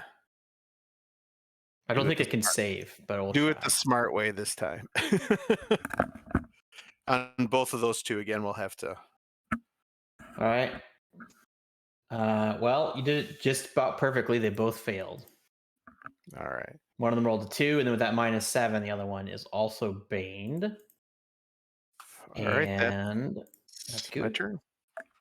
All right, and Placebo, you are possessed. But what's going to happen is that you're going to kind of like blob your way over to the barrel of wildfire, and you're going to just start banging your head against it. Unfortunately, because you are a plasmoid, I don't know, because it says very specifically that it can't control your class features, which I'm kind of interpreting your shape shifting and stuff as like flat as cast features. But you know what it can do? It can definitely unarmed strike this barrel. So that's what's going to happen. You're going to unarmed strike the barrel. Can you roll me 2 attack rolls? Wait, what? Placebo's trying to destroy the barrel of wildfire. I thought we just agreed that we were going to leave that alone. But all right. New plan. So those both will hit. All right, go ahead and give me the damage. 2 punches can't hurt a barrel that bad. Weird, because I rolled damage. Here we go. It's got this weird delay going on. I'm sorry. No worries. Here we go. So 14 points of damage. It doesn't actually say how many hit points a barrel has, but I would say 10. So you just like burst into this barrel. You hit it with like your whole ooze body twice. Like you're just like ooze headbutting it, and it burst and flame just comes out everywhere. Would say that is a class feature of being able to use a monk unarmed strike and not, you know what I mean? Because that's fair. That's fair. I'm just saying, if anybody else hits a barrel, it wouldn't do that much damage. But the ooze thing is a racial feature, not a class feature. So okay. Well, and in that case, I'll say that she's formed up into a human, like a humanoid shape, and is gonna take the staff to it. Which I think, like, whatever. I don't think we need to roll it. Like, you're gonna do 10 points of damage to this barrel. Right. So yeah, so maybe like it takes a bit to like unooze, and like she kind of gets the form back, and it looks really disturbing. Zeph, like, it doesn't look like placebo. It looks like some kind of like she's melting a little bit. And like trying to hold form, and then just picks up the stick and just cracks it on the barrel, and flame just like burst out. And the brig / sleeping quarters is catching on fire, and you get the impression that like these other barrels are going to explode very soon. Do I take damage? I'm standing right there. Yeah, you shouldn't you? You'll take 2d6. Well, let's see. Blazing action, sort of flames. This is really bad stuff. You do not want to get hit by this. You're gonna take 66 damage. What? No, 6d6. If I go unconscious, then the ghost will leave at least. So that's true. You take 22 points of fire damage, and you're on fire. I totally thought you said 6d6, like 66. No, that would have been really bad for placebo. So you're caught on fire, and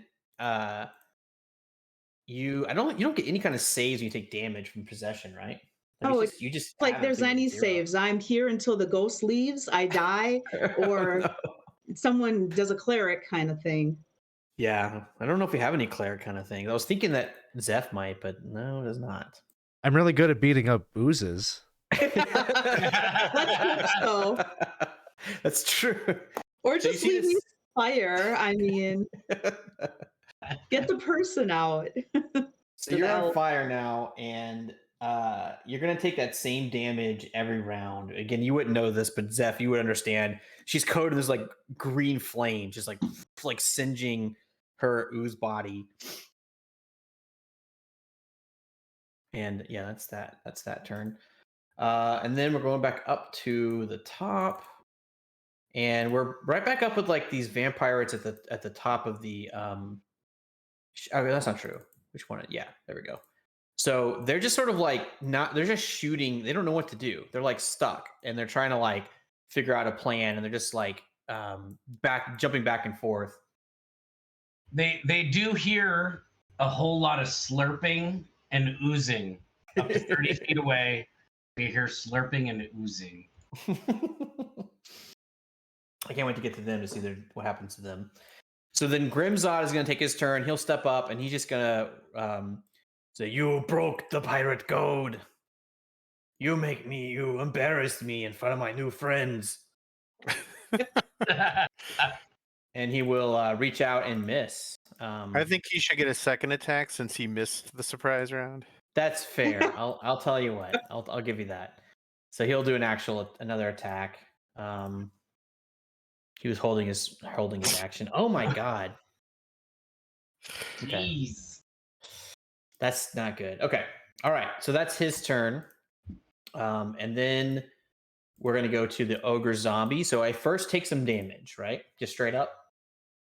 Yes. So if you start your turn in the arms in the Hunger of Hadar, you will take 2d6 cold damage. So let me roll that. Okay. 8. Okay. 6. Cool. and takes that damage.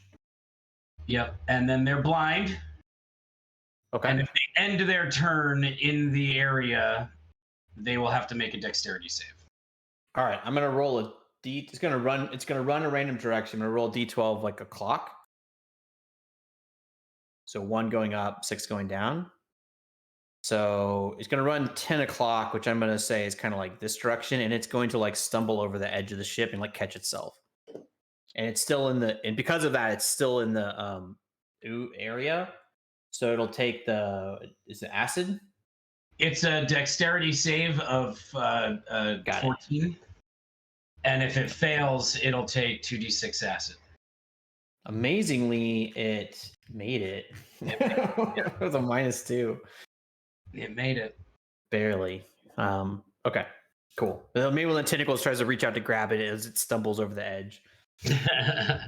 All right, Commodore Crux is going to take out his longsword, and he's going to take a couple swipes at this vampire. He is very enraged, and he's two-handing, and he will miss with the second attack, but his first attack cuts through, and he will do 14 points. Holy cow. Commodore Crux is like finally being useful. He's like, I told you I hated vampires. Just slops an arm off the pirate. And then the pirate is going to bite back. It's going to reach out its remaining hand to hit Crux, and it will miss. And then, and it had Bane anyway, so it was gonna like super miss. Where's this guy? So then I got one of the vampires in the junk. Do you need to roll the damage each time, or we're gonna take the same damage? What's your take on the hunger? I would say for the round, maybe that sounds good. Damage, maybe. That's a good compromise. I like that. And how much was it again? It was 8. 6. 6. Okay. Yeah. It'll take 6 cold damage. It's going to do the same thing. Try to run out. It is blind.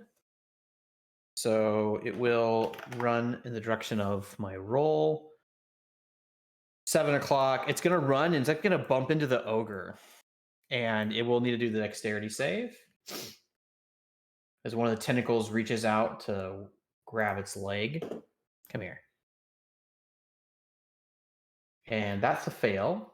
Oh, wait. Ooh. Yeah, it's fail. Yep. Fail. So 2d6.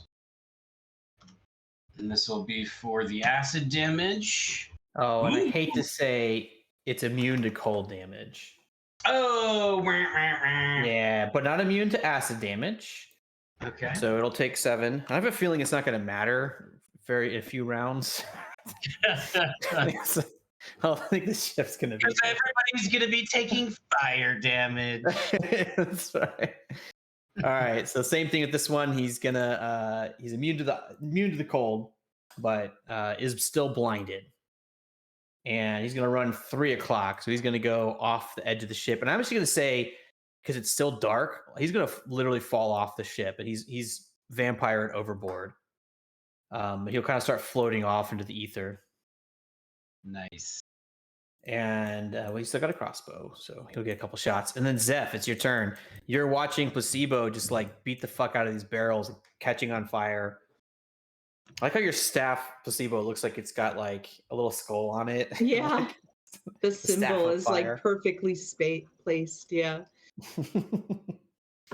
Well, hamburgers. This sure is a pickled tentacle if I've ever seen one. So tell me about this door that's holding the elf in. Cool. This is it's a brig. So it looks like some kind of a locked cage, or not locked cage, locked door. But it's see-through. It's like bars. Okay. I guess I'm gonna run over there and try to bust the door down. Okay.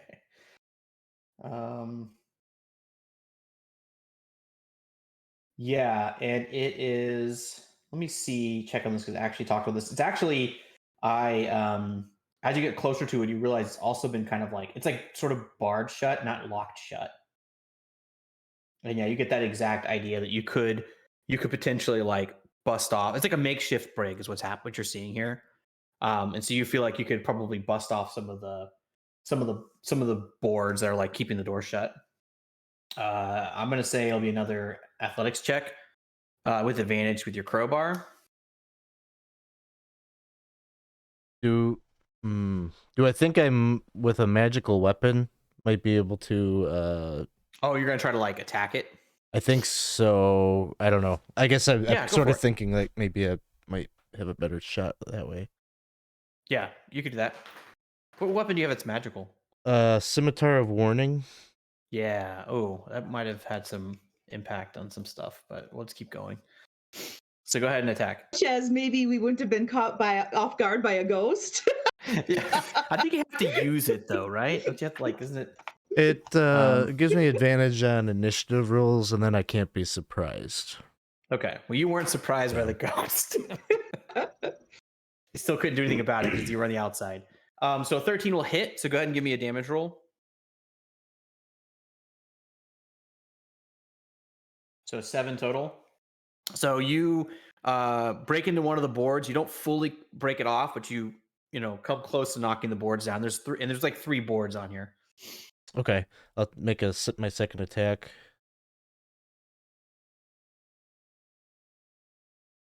That'll hit.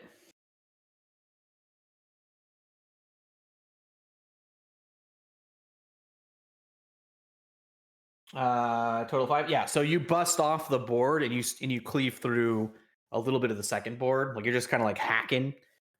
It's gonna be 30 hit points of damage to get all the boards broken. Okay. I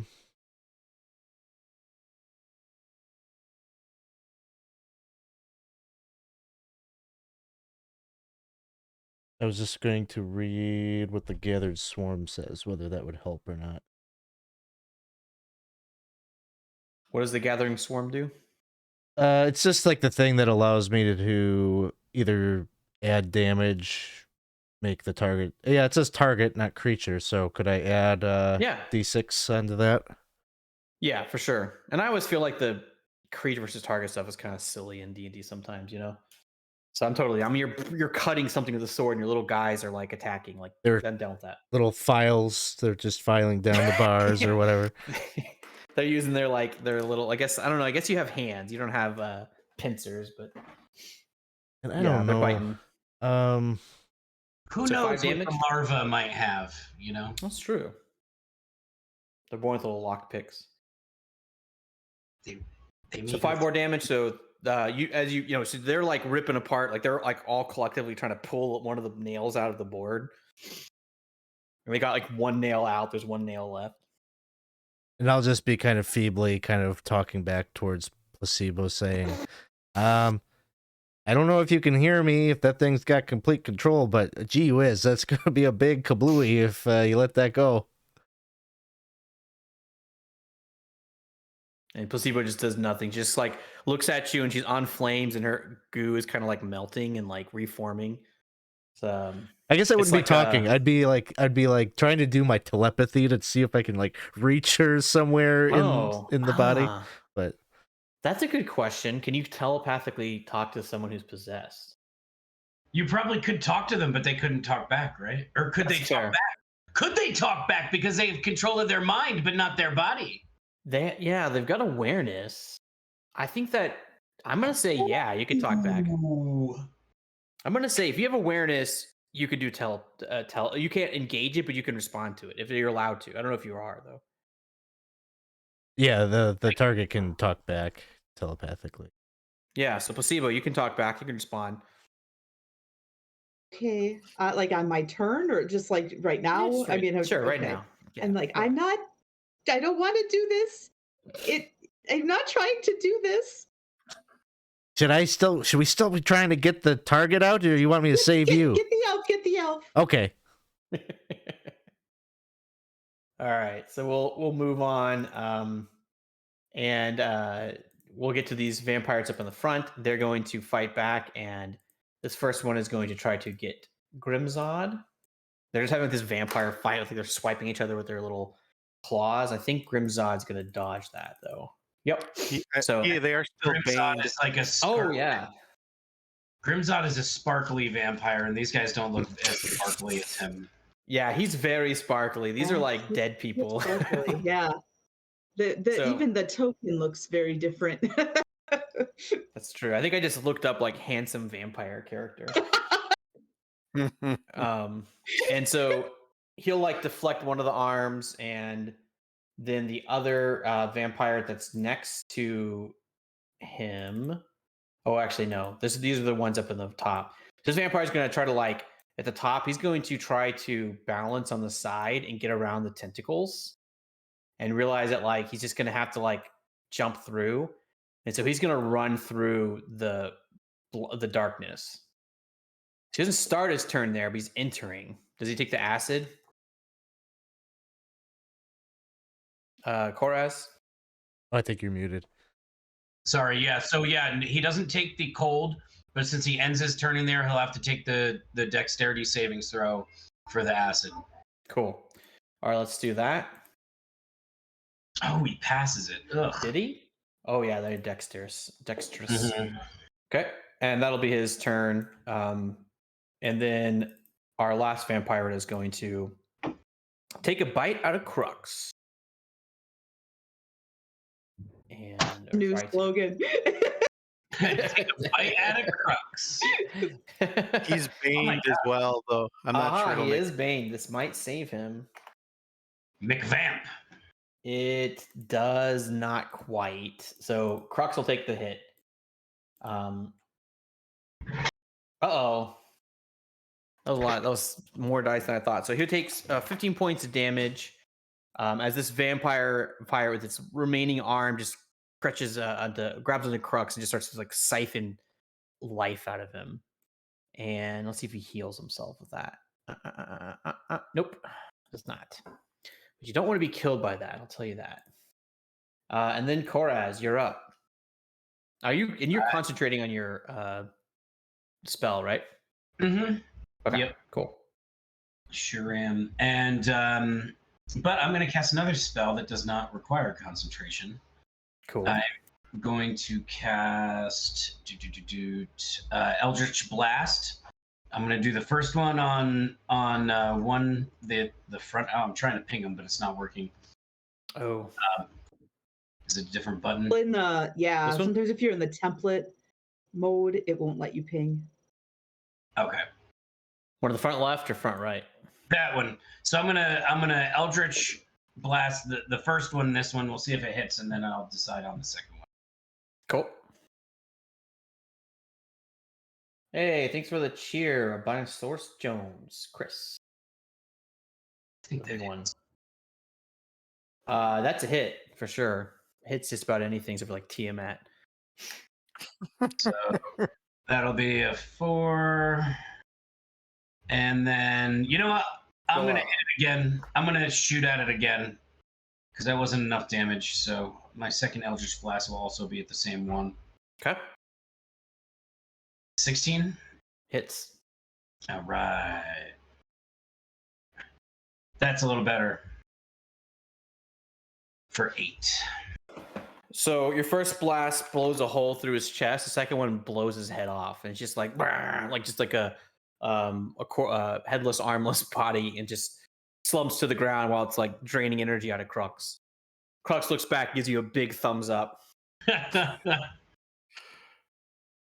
Nice. And then and then just continue to concentrate on my other stuff. Cool. The other vampires are going to do the same thing. They're going to realize that like probably they just need to run straight forward, and so it will run. But they're not gonna dash because they're kind of like running into darkness. So it'll take do a dexterity saving throw on the acid. Okay. And this one failed. Yep. Let me roll the 2d6. Ooh, 4. 4. I'll take that. All right. And then we get to Ichabod. So Ichabod, You Alright. can see this ogre poking out of the darkness over here, and you hear lots of foot action. And you also smell smoke. It's like billowing up from below deck. Oh boy. I think, let's see, how many feet am I away from the ogre? I think I still might be more than 60.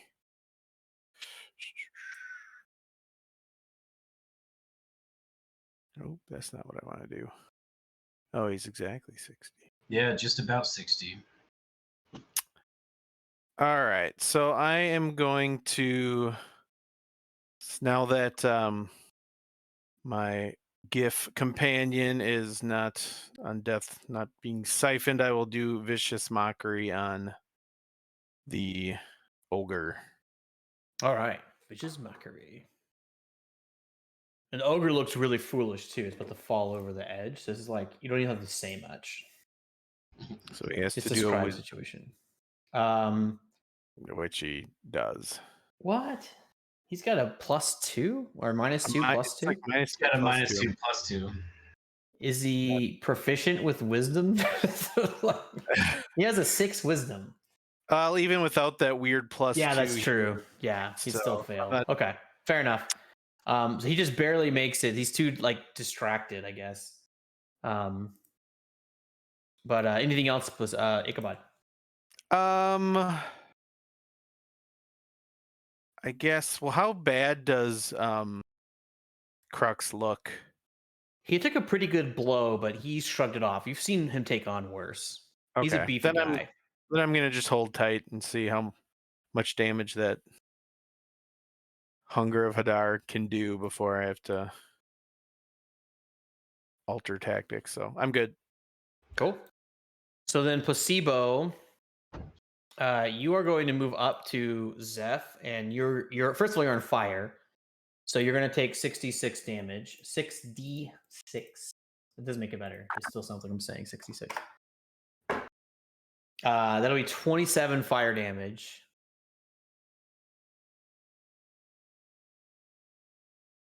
That can't be good. No. And then I need you to give me 2 attacks on Zeph with your quarterstaff. Are you still alive? Oh yeah, yeah, she's barely up. I have 5 temporary hit points, That so does that help. helped. Quote unquote helped. The 20 hits. 15 into 20. All right, 20 hits. So Zeph will take 7 points of bludgeoning damage to like the back of your head as you're like working on the planks. Okay, I'm going as fast as I can. Eat. And you turn around and you see Placebo, and like the mask he normally wears is just like floating inside the goo, like somewhere in the center. And it's like turning around upside down. It's like not something's very, I mean, you could tell it's something very bad situation. And she just wailed on you a little bit. And the fire is going to spread to another barrel, and another barrel explodes. And at this point, I'm going to do another 66 of damage to the ship. I actually probably should have done that twice. Well, anyways, I'll just take, it was roughly like 20 something damage to Placebo the first time. So this whole like deck area is starting to like be structurally compromised. Like the bottom of the ship is starting to like fall out, and like with like flaming debris, roughly where these barrels are. And you get the impression that if more of these barrels light up, that everyone's going to get exploded. Pretty Would soon. we on the upper deck here notice that we are now trailing? Okay. Yeah, you are, especially like Ichabod, because you're not like fisticuffs with anyone. Like you're probably smelling the smoke, feeling a sensation of warmth under your feet. Like it's definitely something bad is happening to the ship. It's definitely, and it's starting to, like, the ship's starting to kind of like, leer a little bit.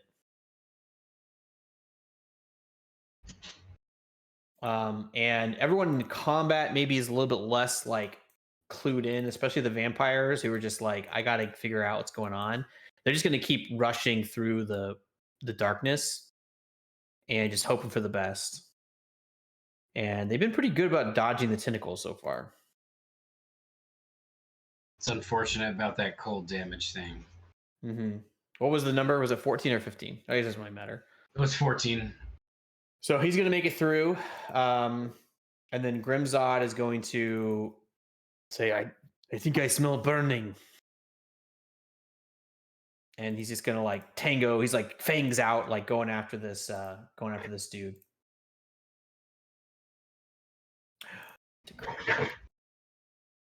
Nice. This might.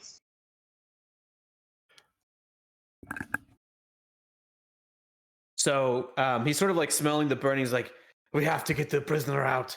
And he grabs this vampire by the neck and just like sucks this thing into a husk. Like it looks like a raisin. And he just flings the husked corpse, completely desiccated corpse out over the edge of the ship and just like floats off into the distance. And he'll step up and like look down this hole and see if he can see why there's flames. He doesn't see anything yet, but he sees more smoke. Ogre zombie wasn't incapacitated, right? Okay. No. Okay. It's going to. He was like dangling from the side of the ship. Yeah, he's dangling from the side of the ship, so he kind of like pulls himself up, and he's going to lumber down this direction. And he's got his club out. This big, rusty, blood-stained maul. Is he... He did start. Yeah, he started in the area. You're right. So he should take the cold damage. Let me roll for that this round. He's like right on the perimeter. And that means he would be blind this round too. Okay. So even as he steps out of it, he's still blind? Let me check that. Let me see what it says about it. I know it says... Yeah, I think it's just if they're in the area, they're blinded. Okay. Cool. Yeah, that makes sense. Yeah, I mean, creatures within the area are blinded. Yep. All right, Crux sees this big ogre come lumbering, and he's going to chuck a grenade at it. So here comes the grenade. Oh my god, this thing's such a huge radius. I feel like he always does that. Doesn't he always blow us up? He has several times. So he's going to throw, but he's going to be a little more careful about it. He'll throw the grenade at this lumbering ogre, and the ogre is going to it kind of misses, but he'll still get half that damage. So it'll be 10 points of damage to the ogre, that's pretty good. Pretty good. And then he will try to get he'll reach in for like another grenade to see if he has one and do a little check. I think the way this works, you roll a d6, yeah. And he has another grenade. He finds another one, and he gets it ready. And then the vampirates are going to converge. And this is going to be where things get bad. Let's see. Where's this vampire? So this vampire is up here at the top. Again, he's going to run through Arms of Hadar, or Hunger of Hadar. He'll get that far. He'll take the acid damage. Hey, am I supposed to be taking half damage on these dexterity saves, by the way? I don't believe so. I think it says they don't take the damage with the dexterity save. Well, he failed, so go give me the acid save, or the acid damage.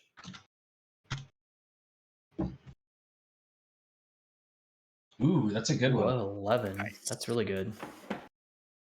Let me check what it says about the save. Okay.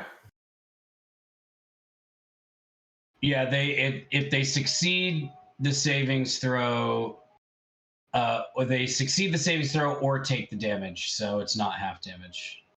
Got it. Okay, cool. So this one is going to run out. He was in the thing to start. Does he take the dexterity? Does he do dexterity for running through it? No, it's only if he ends his turn in it.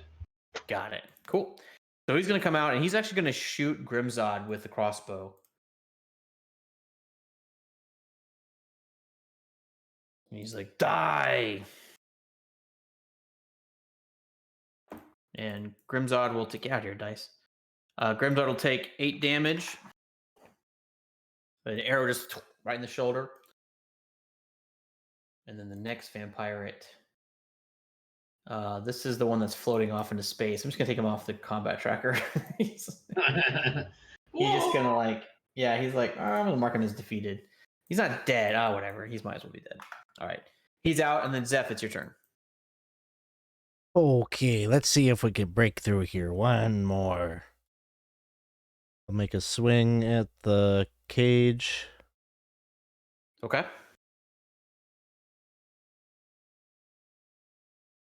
Ooh, I was gonna say you might actually miss. Yeah, you definitely hit.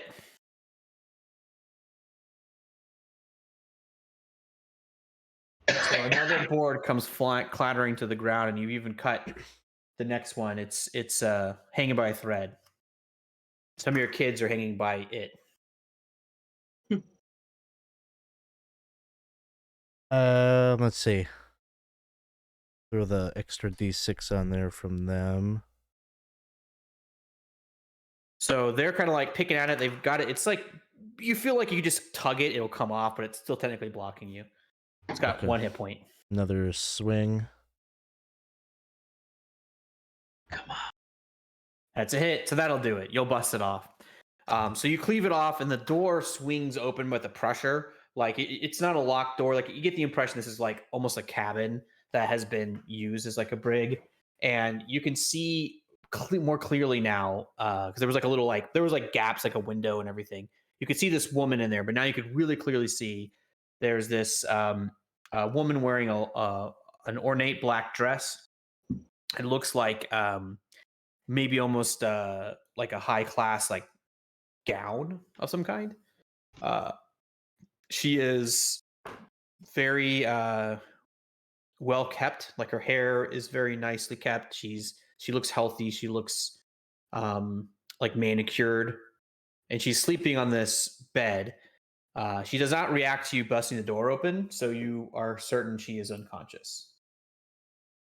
Kids cover your ears. God damn it!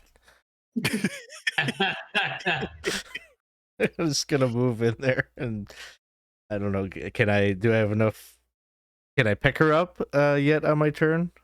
I think it's an action to bust the door down, and this would be like grappling. Well, okay. I don't know, picking up a dead. Yeah, I think it's gonna take an action to pick her up. Oyster. Sounds she's good. Not an object. But yeah, she's definitely unconscious now. Yeah. Okay. Fair enough. So let's go ahead and move on, and then that gets us to the vampirate. Oops. This vampirate is off. Oh, this vampire's dead. Sorry. This one is not dead. It is going to run through, and it's gonna again. This is the time where they're gonna kill Grimzod. It's like Grimzod, we tried not to kill you. We tried to leave you. Now you're making us kill you. I'm sorry. You're a terrible captain. And the arrow just shoots off into hits like this mast. They're trying to kill him, and they're apologizing to him for how bad he is. Koraz, you're up. You're starting to see a few of these creatures getting through your arms, your hunger.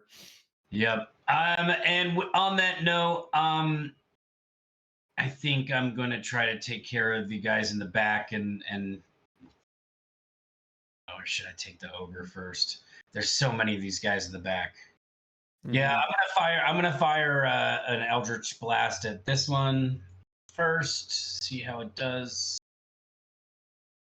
This would be a good time for like a level 3 shatter and just explode the ship.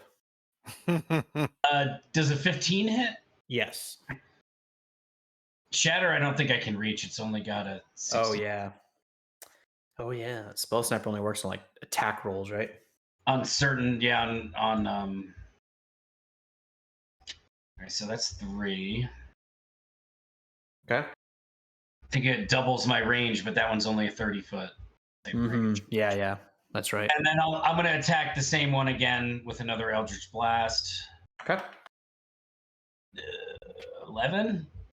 That will miss. Okay. And that's it. Cool. And all this time too, like, I wasn't narrating it, but like you're concentrating on keeping the ship and whoever's the Spelljammer's other ship is clearly panicking at this point. It doesn't seem like it was like kind of hard to track. Now it's like just going a straight line, and you're just trailing it through the clouds and the like this cosmic lightning.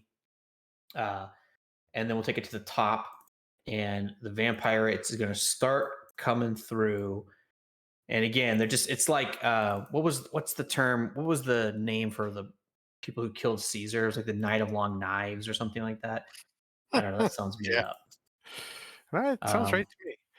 Or Sure. was that, So that was like Kristallnacht. That was a different war. oh, that's a whole way different thing. Yeah. So he's shooting. They're shooting at him and just not connecting.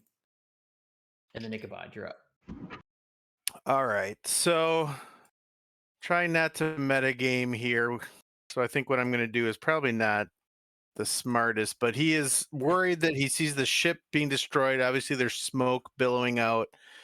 He's going to go up to here and start oozing down to the second level.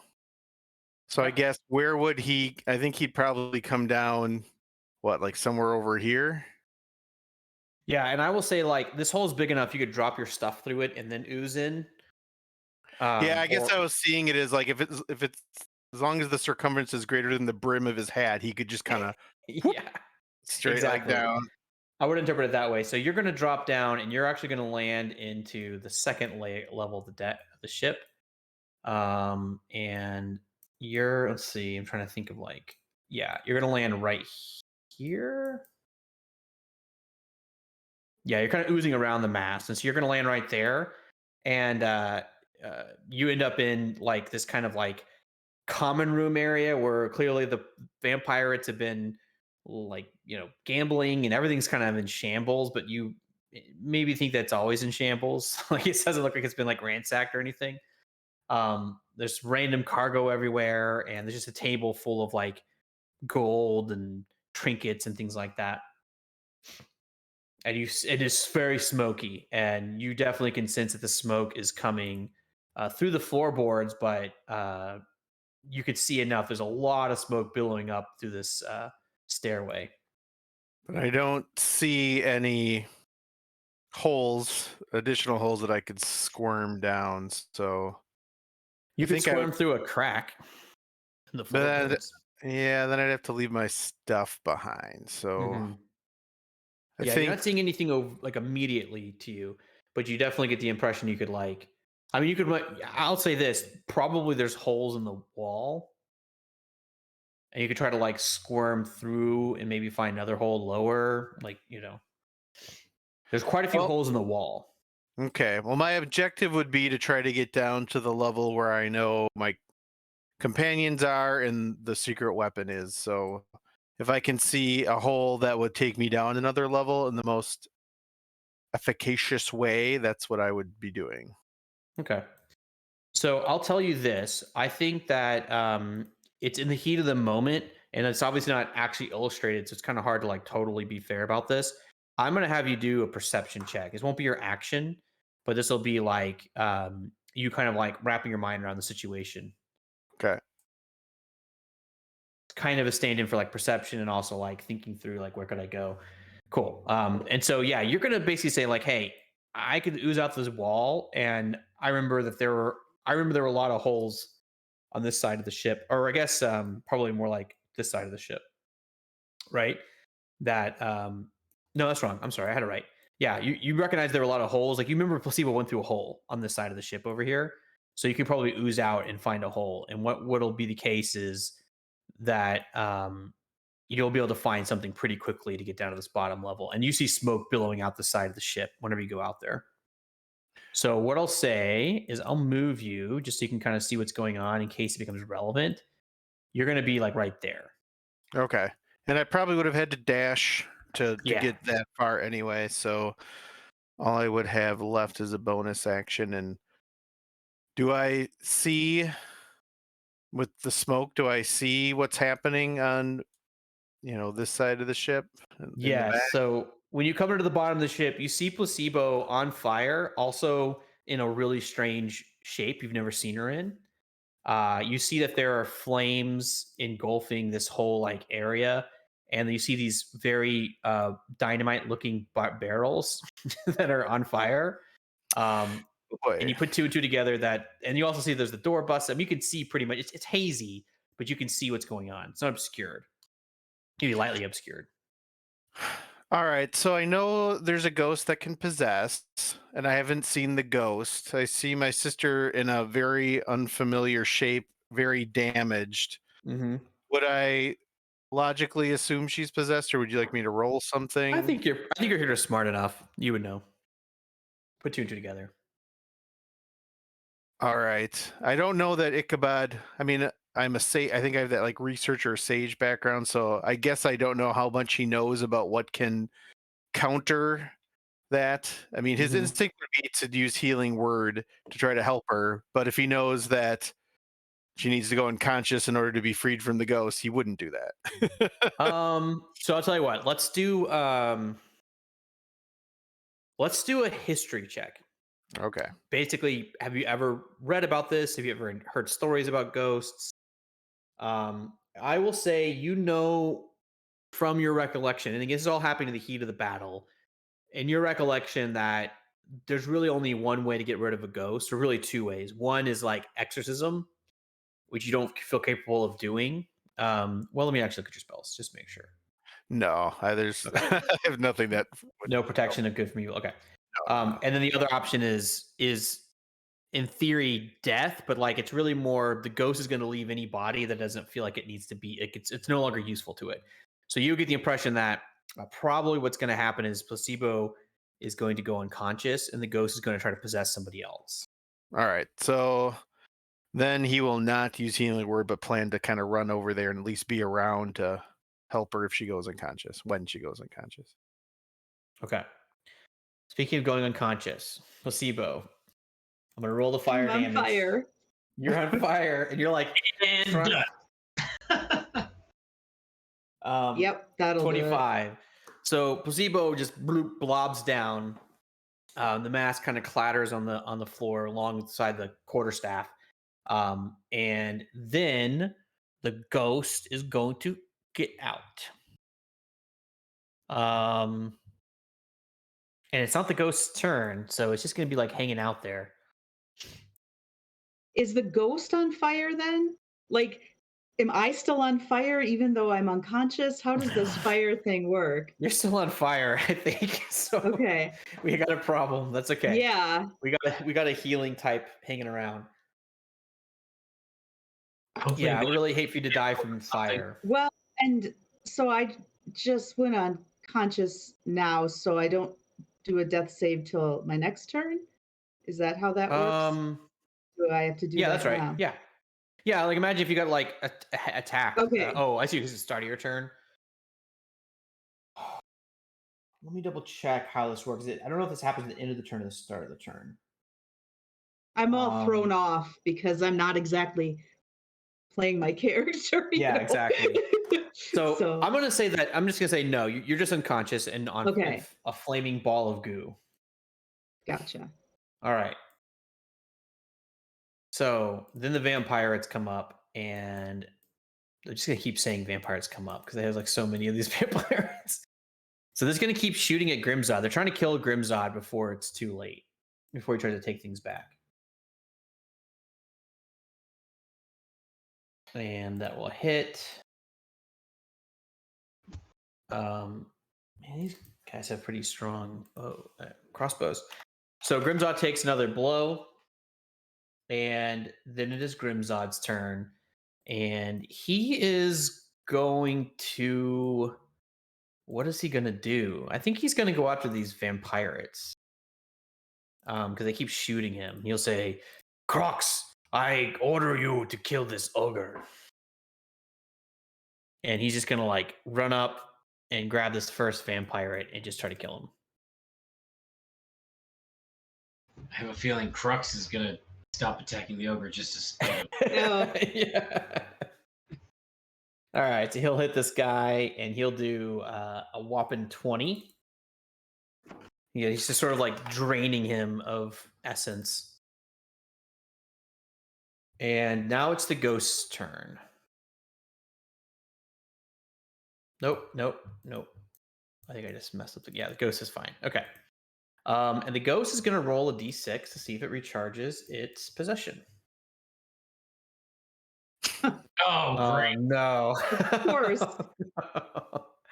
So who's it going to possess now? This is not good. I think it's going to go after Zeph. Is it that easy, or is there a savings throw involved? It's a saving It's a throw. saving throw. So, unfortunately, But you better pass the saving throw, or you're just out of luck for the rest of your life, pretty much. Yeah, basically, it's Literally. Yeah. Yeah. All right. So the ghost is going to, I think, who's it going to possess? Like the smart move would be to possess Zeph because he's got a worse charisma throw, but I'm trying to think. I think it would probably go after Zeph because Zeph's trying to get the girl. Although it actually doesn't care about the girl necessarily. Let me just think this through. Does Ghost know that Ichabod is there? Is that what it's deciding between? Yeah, because Ichabod Okay. well, you know what? I don't know if it would have seen Ichabod. That's a good point. So it's going to go after Zeph. All right, Zeph, I need you to give me... I didn't mean to do that. I didn't know if it was trying to decide between those two or if it was trying to decide between Zeph and the elf. That's what I was asking, but I wasn't. Gotcha. Yeah. I still think it's probably fair that Zeph is the most obvious target. Okay, all right. So Zeph, Charge up your savings throw fingers. Yeah. Here's my dump stat. Yeah. Oh, I know. I'm having a hard time getting to roll. Okay. You want me to make a charisma DC saving throw? 13 charisma. Yeah. The ghost is going to kind of like come up to you and touch you. Bam! See? I'm just oozing with charisma.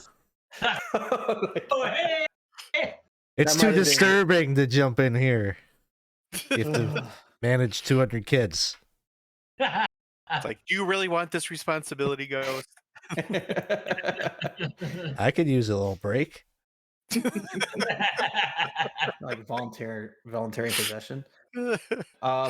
Zombie's gonna charge after Crux and just swing down with the Morning Star on top of his big floppy hat.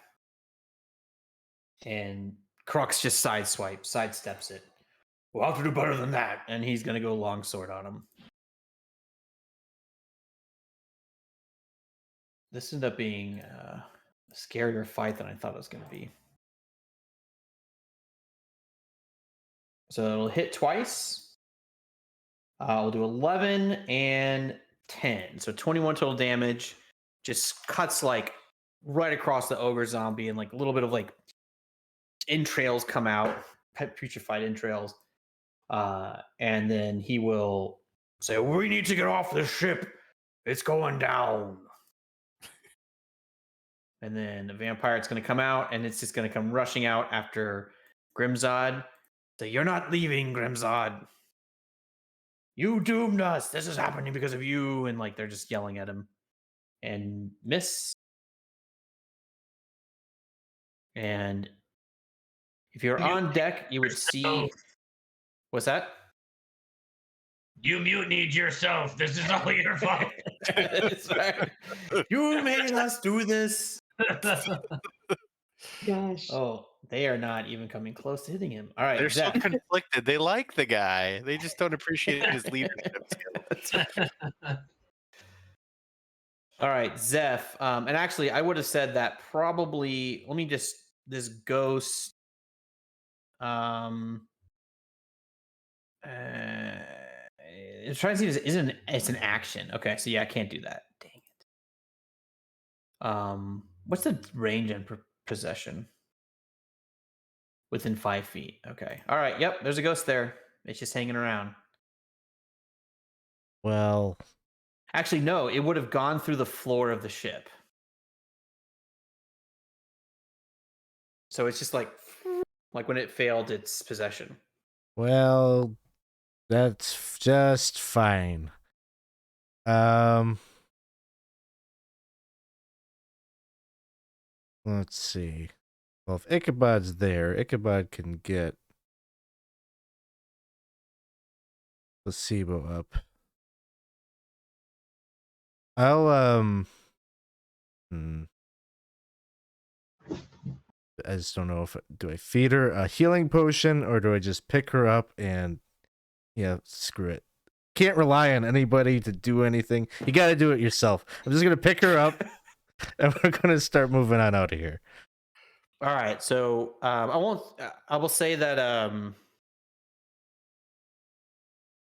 because that'll be like rough terrain, but you could dash, but you're picking up a person. I'm gonna say you can get 15 feet.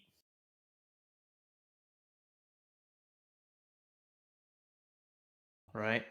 Oh, whoops. Weird. All right. Yeah, and you're taking her with you, and Ichabod, you can kind of see Zeph stepping out of the room, carrying this body. I know you got a lot of questions, but we got to get out of here. Agreed. All right, and I think Grimzod might get killed. These guys can't even hit him. What am I talking about? That's fine. So they're just like swiping at him, and he's just like I can't think what's the fast vampire? I guess kind of like the Twilight vampire. He's sparkling all over the place, blocking all their moves. And then Koraz, you're up. It's waxing on and waxing off. Yeah, I guess since Grimzod, these guys can't hit Grimzod, I'm going to shoot a fire bolt at this guy. I'm going to stop concentrating on that other spell that doesn't do anything, obviously. Cool. And I'll cast a fire bolt at the ogre. That was pretty clutch, though. Yeah, that was very, very nice. Bought the time. Ooh, that hit, I think. Oh, yeah, for sure. Yeah, it would have been more clutch if they weren't resistant to cold damage. I should have thought about that, but I didn't think about it either. Honestly, I just happened to notice too. 12 points, boom, burns into this ogre, and I guess I'll start. I will try to maneuver the ship in such a manner that my party can easily jump onto it. And that will be no problem because at this point the ship has effectively no one is. You get the impression that it's no one's piloting it anymore. As in the Spelljammer escaped somehow. And in fact, I'll tell you this: what you would have seen at some point in this, like the last round or two, is a little blip and a person like far on the horizon just has like exited dimension door out in space and then starts to fly away.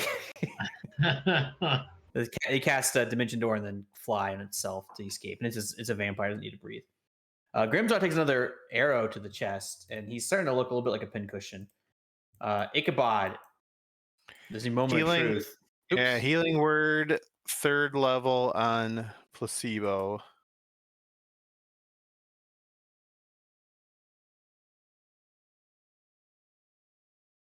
For 10. Okay. So you are so Placebo, you have avoided having to do a death save. You are alive. However, I will say this. I'm still on fire though, so I'm still on fire, Ichabod, just as a note. Yeah, so that was a bonus action. Oh right. I would use my full movement to approach, and then can I use an action to try to pat out the flames or do something to? Yes. So it's a little more complicated than normal. Okay. A creature within reach of the blaze can take an action to smother the flames using a blanket, reducing the fire damage by 2d6. Hold on a second. Yeah, because it's like Greek. This is like Greek fire. It's like petroleum fire. Yeah, like, it sticks to you. It's nasty stuff. Yeah. So I guess that's sort of a weird how that's worded is strange. Because I've been rolling at each round. So do I roll it then -2? How do we know it goes? When does it go out? 3 it would actions. Take 3 times. Yeah. That's right. Okay, that's what it is. Okay, so it subtracts 2d6 off of it, but you got to do it 2 more times to fully get her out. But she's you're putting the fire out. You're like, and it's like these green flames, like licking like anything you're using. It's hard to pat out. But you got some of it gone. Okay. Dangerous stuff. And that'll bring us to placebo. So placebo, at the start of your round, now you're going to do 4d6 damage. This is an important roll. No, totally not even close. So 19. So you go back down. Out again. You're out again, yeah. But the flames are starting to reduce. And then the vampirates go. And at this point, the vampirates are going to realize what's happening. The ship is catching on fire, and it's starting to like collapse. And so they're all just going to jump off into wild space. And Grimzod is gonna like he's gonna try to kill one of them. It's like, you can't get away this easy. You broke the code. So 20 points of 20 is a hit. And really? He withers this vampire, but it has 1 hit point left. Didn't die. And then it's the ghost's turn. And the ghost is going to try to recharge her ability. I've messed up the auto recharge, unfortunately. I'll have to re-roll again. So I'm rolling a d6. It's got to be a 6 to recharge. She does not recharge her possession. What is she gonna do? She is going to float up to the top deck. And so it'll be like 15 feet of movement. I guess I don't need to tell you all what she's doing because you can't see her. And she'll go. Sneaky DM. And she'll dash. Okay. Well, she would be visible. She would be invisible while she's doing this. So she has like flown up to the top deck and like gone after Grimzod. Ogre Zombie is going to take one more crushing attack on Crux because the zombie doesn't have any sense of preservation. Oh no. Oh no. That's all right, it's not that powerful. 24 points of damage to Crux. This is a big blow. Crux just like coughing blood up. His little floppy hat got knocked off his head. And then he's gonna say, "Oh, I can do better than that." And he's gonna grab his longsword up and just attack twice. Boop. Boop. Almost rolled another crit. I did not. Out of the way. So that actually hits. The 11. Yeah, ogres have. You want to know how much when armor class is for an ogre zombie? Well, it's an ogre zombie, so zombies, Oops, that's the first roll. Ignore that first roll. It's an 8. Yeah, I guess it's like a zombie. So he'll do 20 points of damage. He's slicing it to pieces, but it's still hanging around. It's still alive. And but Crux is like fixated and he's like, "I'll do what I want to do, Grimzod. I'm not leaving yet." And the vampires are going to get the hell out of here. They're just all jumping off the ship. Like literally just jumping into space. They don't have to breathe, Right. So They've got plenty of time to wait for somebody just to show up. Exactly. That's what happened when we met Dimitri and Vlad. I don't know what happened. Dimitri and Vlad got spaced. I'm just going to say. They're out there someplace. Maybe we'll run into them again. Yeah. Vladdy.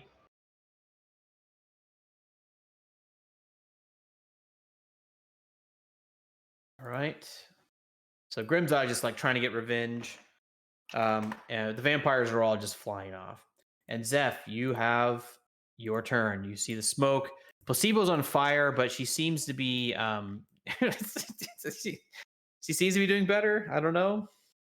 Hopefully, It's there's more spell less fire. slots. It's about a third less fire than That's before. true. I'm gonna use my action to try to dampen the flames a bit, Okay, another 2d6 comes off. and then I'll just look to Ichabod. I'm gonna drop one of my little chef's treats down and be like, probably working up quite an appetite, burning to death. Tell her to use a bonus action to eat this.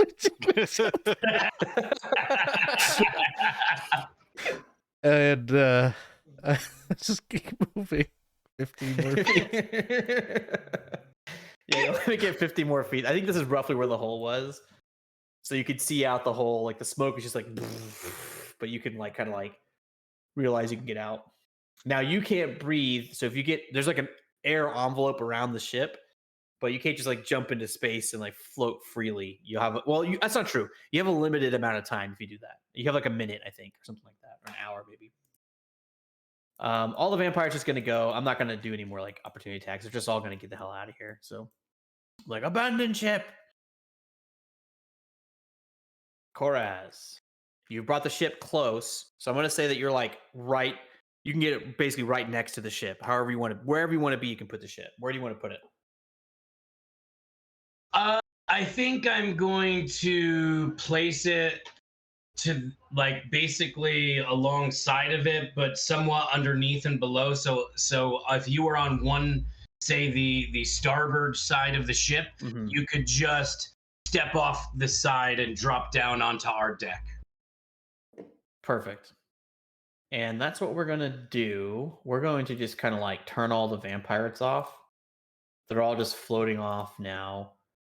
And it'll be your turn, Ichabod. I think. Well, I won't. Let's play it out just in case, because there are some rolls that could cause some problems. What do we do here with Placebo? She's burning.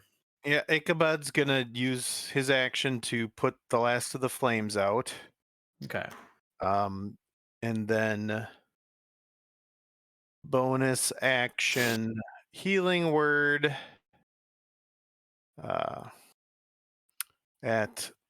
we'll do third level again, my last third level spot.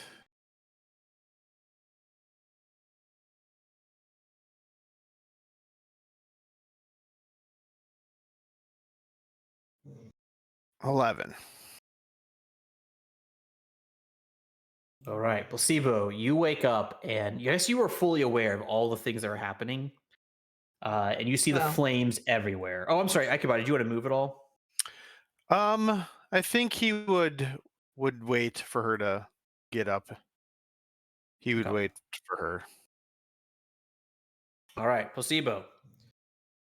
You are conscious, but you are on the ground. You're prone. Right. Well, I will stand up, and I'll still have 20 feet of movement. Can I pick up my brother as an action? Yeah. And then I can move. You. Yeah, he would. Because I mean, except for those few moments when I was unconscious, I have an awareness that this ship is going down. And I also know neither of us need to breathe. So I'm going to move with him the 10 feet, and then I'll use Step of the Wind. I'll use a key point to get us off the ship.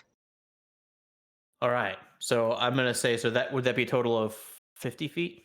I can move 45 feet usually, so it would half because you're carrying, so 30. But basically, just to get us out the porthole.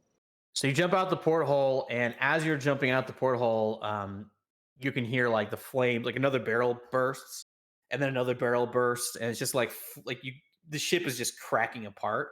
But there's like 20 barrels, so like it's a chain reaction. It's about to be an incredible explosion that you can sense, and you jump off. And fortunately for you, because of Koraz's excellent piloting, even though you were comfortable jumping into outer space, you do see the ship below you, and so you're able to kind of like hover down to it and like use the competing gravities to like lightly land.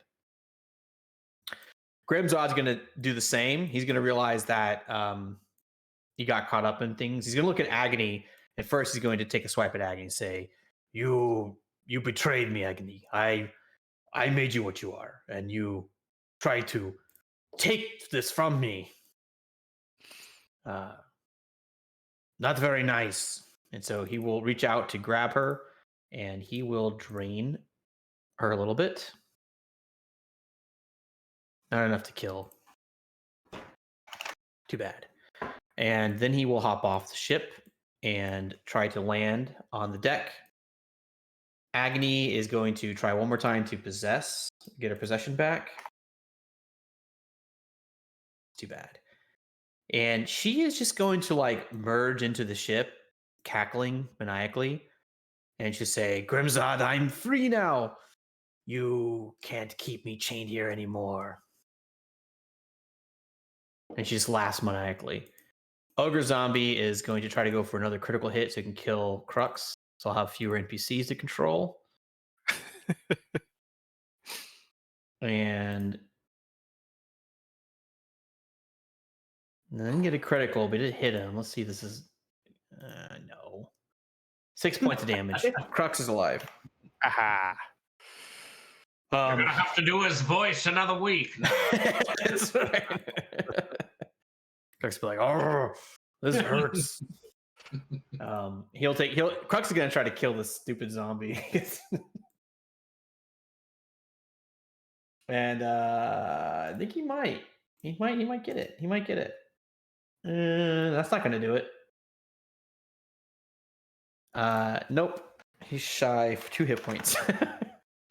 And he's just gonna like jump off the ship. And I guess the ogre will try to kill him one more time. I do still get an opportunity attack. Let's go. Come on.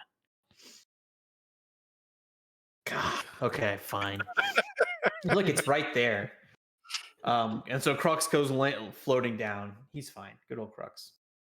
And then Zeph, I think at this point we don't need to play it out any further. Unless you have any tricks up your sleeve. I'm assuming you're just gonna like climb out the hole and like shove her body. Actually, what are you gonna do, Zeph? How are you gonna get her out? You narrate it. You better be worth it. This has been some day we're having. Yeah, I'm gonna. Yeah, just the ship is down there, so I'm just gonna wrap her up in my arms and fall basically down to the deck below. Cool. Koraz, everyone is falling to the deck. They're landed on the deck at this point. Nothing left here for you.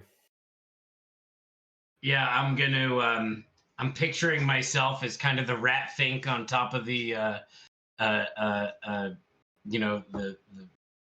whatever car with the big engine in it, and I'm just gonna pull the 8-ball gear shift back, put it in hyperspace, and go. Yeah, and so you kind of like pull away, and you see all these vampires like debris just floating in the wild space, and the ship behind you just explodes. It's a gigantic explosion.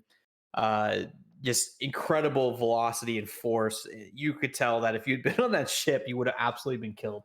The damage was 20 D10. If you'd been on the ship at the time, which was actually a possibility with the possession reroll. That got scary. But anyways, you'll make it back to the ship. Harrowing adventure. Grimzod has lost another ship. He's not an admiral anymore. He's not an admiral anymore. Now he's on Crux. Well, no, he's in Ichabod's command.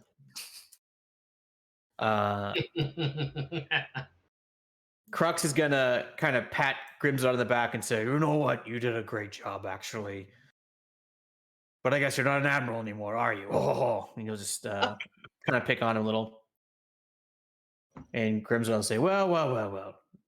But we got what we came for, which is this lass here. Do any of you recognize her?" No. And you don't. It's Alora Dannon. It's Alora Dannon. It looks, yeah. So she is unconscious. You can actually, he'll reach out to you, Zeph, like for one of your treats. Oh, sure. Here you go. You left with me. I am so sorry. Do you have others? Oh, I've got plenty. Yeah. Okay. You got a little cooler and you open it up. It's all wrapped sandwiches. Grimzod's gonna feed her the treat, and she'll kind of like cough and spit up, and then Grimzod will step to the side and say, "I think that you should do your own introductions to Dahlia." And she will stand up and kind of like dust herself off. And it's actually Zadali. I messed that up. And she'll say, thank you, Grimzod. I don't know. Well, actually, once won't know who Grimzod is. She'll like, thank you. And she'll step back. I guess I am in a position of disadvantage. As this vampire has said, I am Zadali. Princess Zadali from the Xaryxian Empire. And I guess that you're the resistance? And the coalition? Are you the enemy then? And she'll just kind of laugh and say, no, I am heir to the throne of Xaryxis, but I am far from your enemy. There's much to discuss. And with that, we will end the session. Da-da-da. Twist, kind of. So, cliffhanger, that's what I was going for. So, yes, so Princess will lead you down or, go down to the galley. She's clearly like fatigued, but she's going to catch you up to speed next time on Spelljammer. And our next session is called Trust Issues.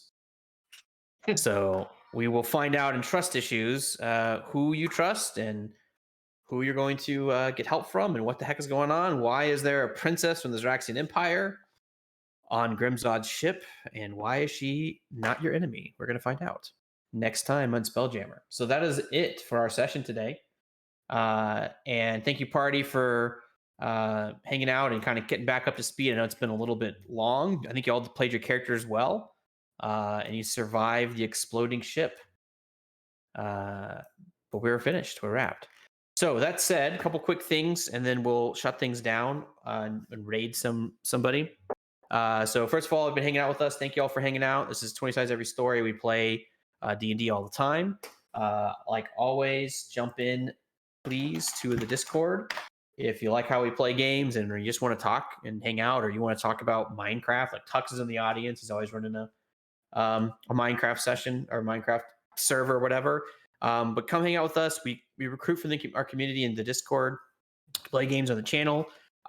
Totally no cost or anything. Like there's no like catch, I guess is what I'm trying to say. If you want to play in our community games, just join the Discord, sign up, and you get to play. It's basically the way it works.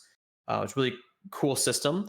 I think our next game coming up is on Friday for community campaign. And Alex, are you running that one? Yep, I'm running the one on Friday, and then Casey's got one on Saturday night. Great. So come hang out with us and sign up if you want to play in some community games. Other than that, we've got a jam-packed schedule. So the start of the new year, I think this is actually our first. Is this our first game of the new year, or do we have one yesterday? No, this is the first dice rolled in 23. First dice roll in 20. I like the way you say that. But we have a jam-packed schedule. So a couple things. There is a current ongoing Dragonlance campaign that is playing every Wednesday. We have got a bunch of stuff. I'm looking for the schedule. There it is. Okay, damn it. We have Temple of Elemental Evil retro PC gaming going on tomorrow. We have, like I said, Dragonlance Shadow of the Dragon Queen. It's going on Wednesdays. Several of the people you see here in that campaign. Awesome, really cool. If you like Dragonlance, it's got that like old school fantasy vibe to it. It's really nice. We have a Dark Tower session going on Thursday. That's a campaign that Casey is running on the channel. Friday is the community campaign. Saturday's the community campaign. And there'll be more going on beyond that. Basically every single night, except for Sunday, it looks like this week we don't have anything going on. But generally speaking, we got a game going pretty much every night. And if you like watching mostly like, I don't know, kind of a mix of role playing, combat, and stuff like that, you'll see some of that. If you like role play, a lot of role play heavy games going on. And if you like that really old school stuff, Dark Tower and Community Campaign kind of hit that. So come and hang out with us. And other than that, we are wrapping up. So that is all. Bye-bye, everybody. Enjoy your evening. Bye. Bye-bye. Yeah, double queen. This pairing.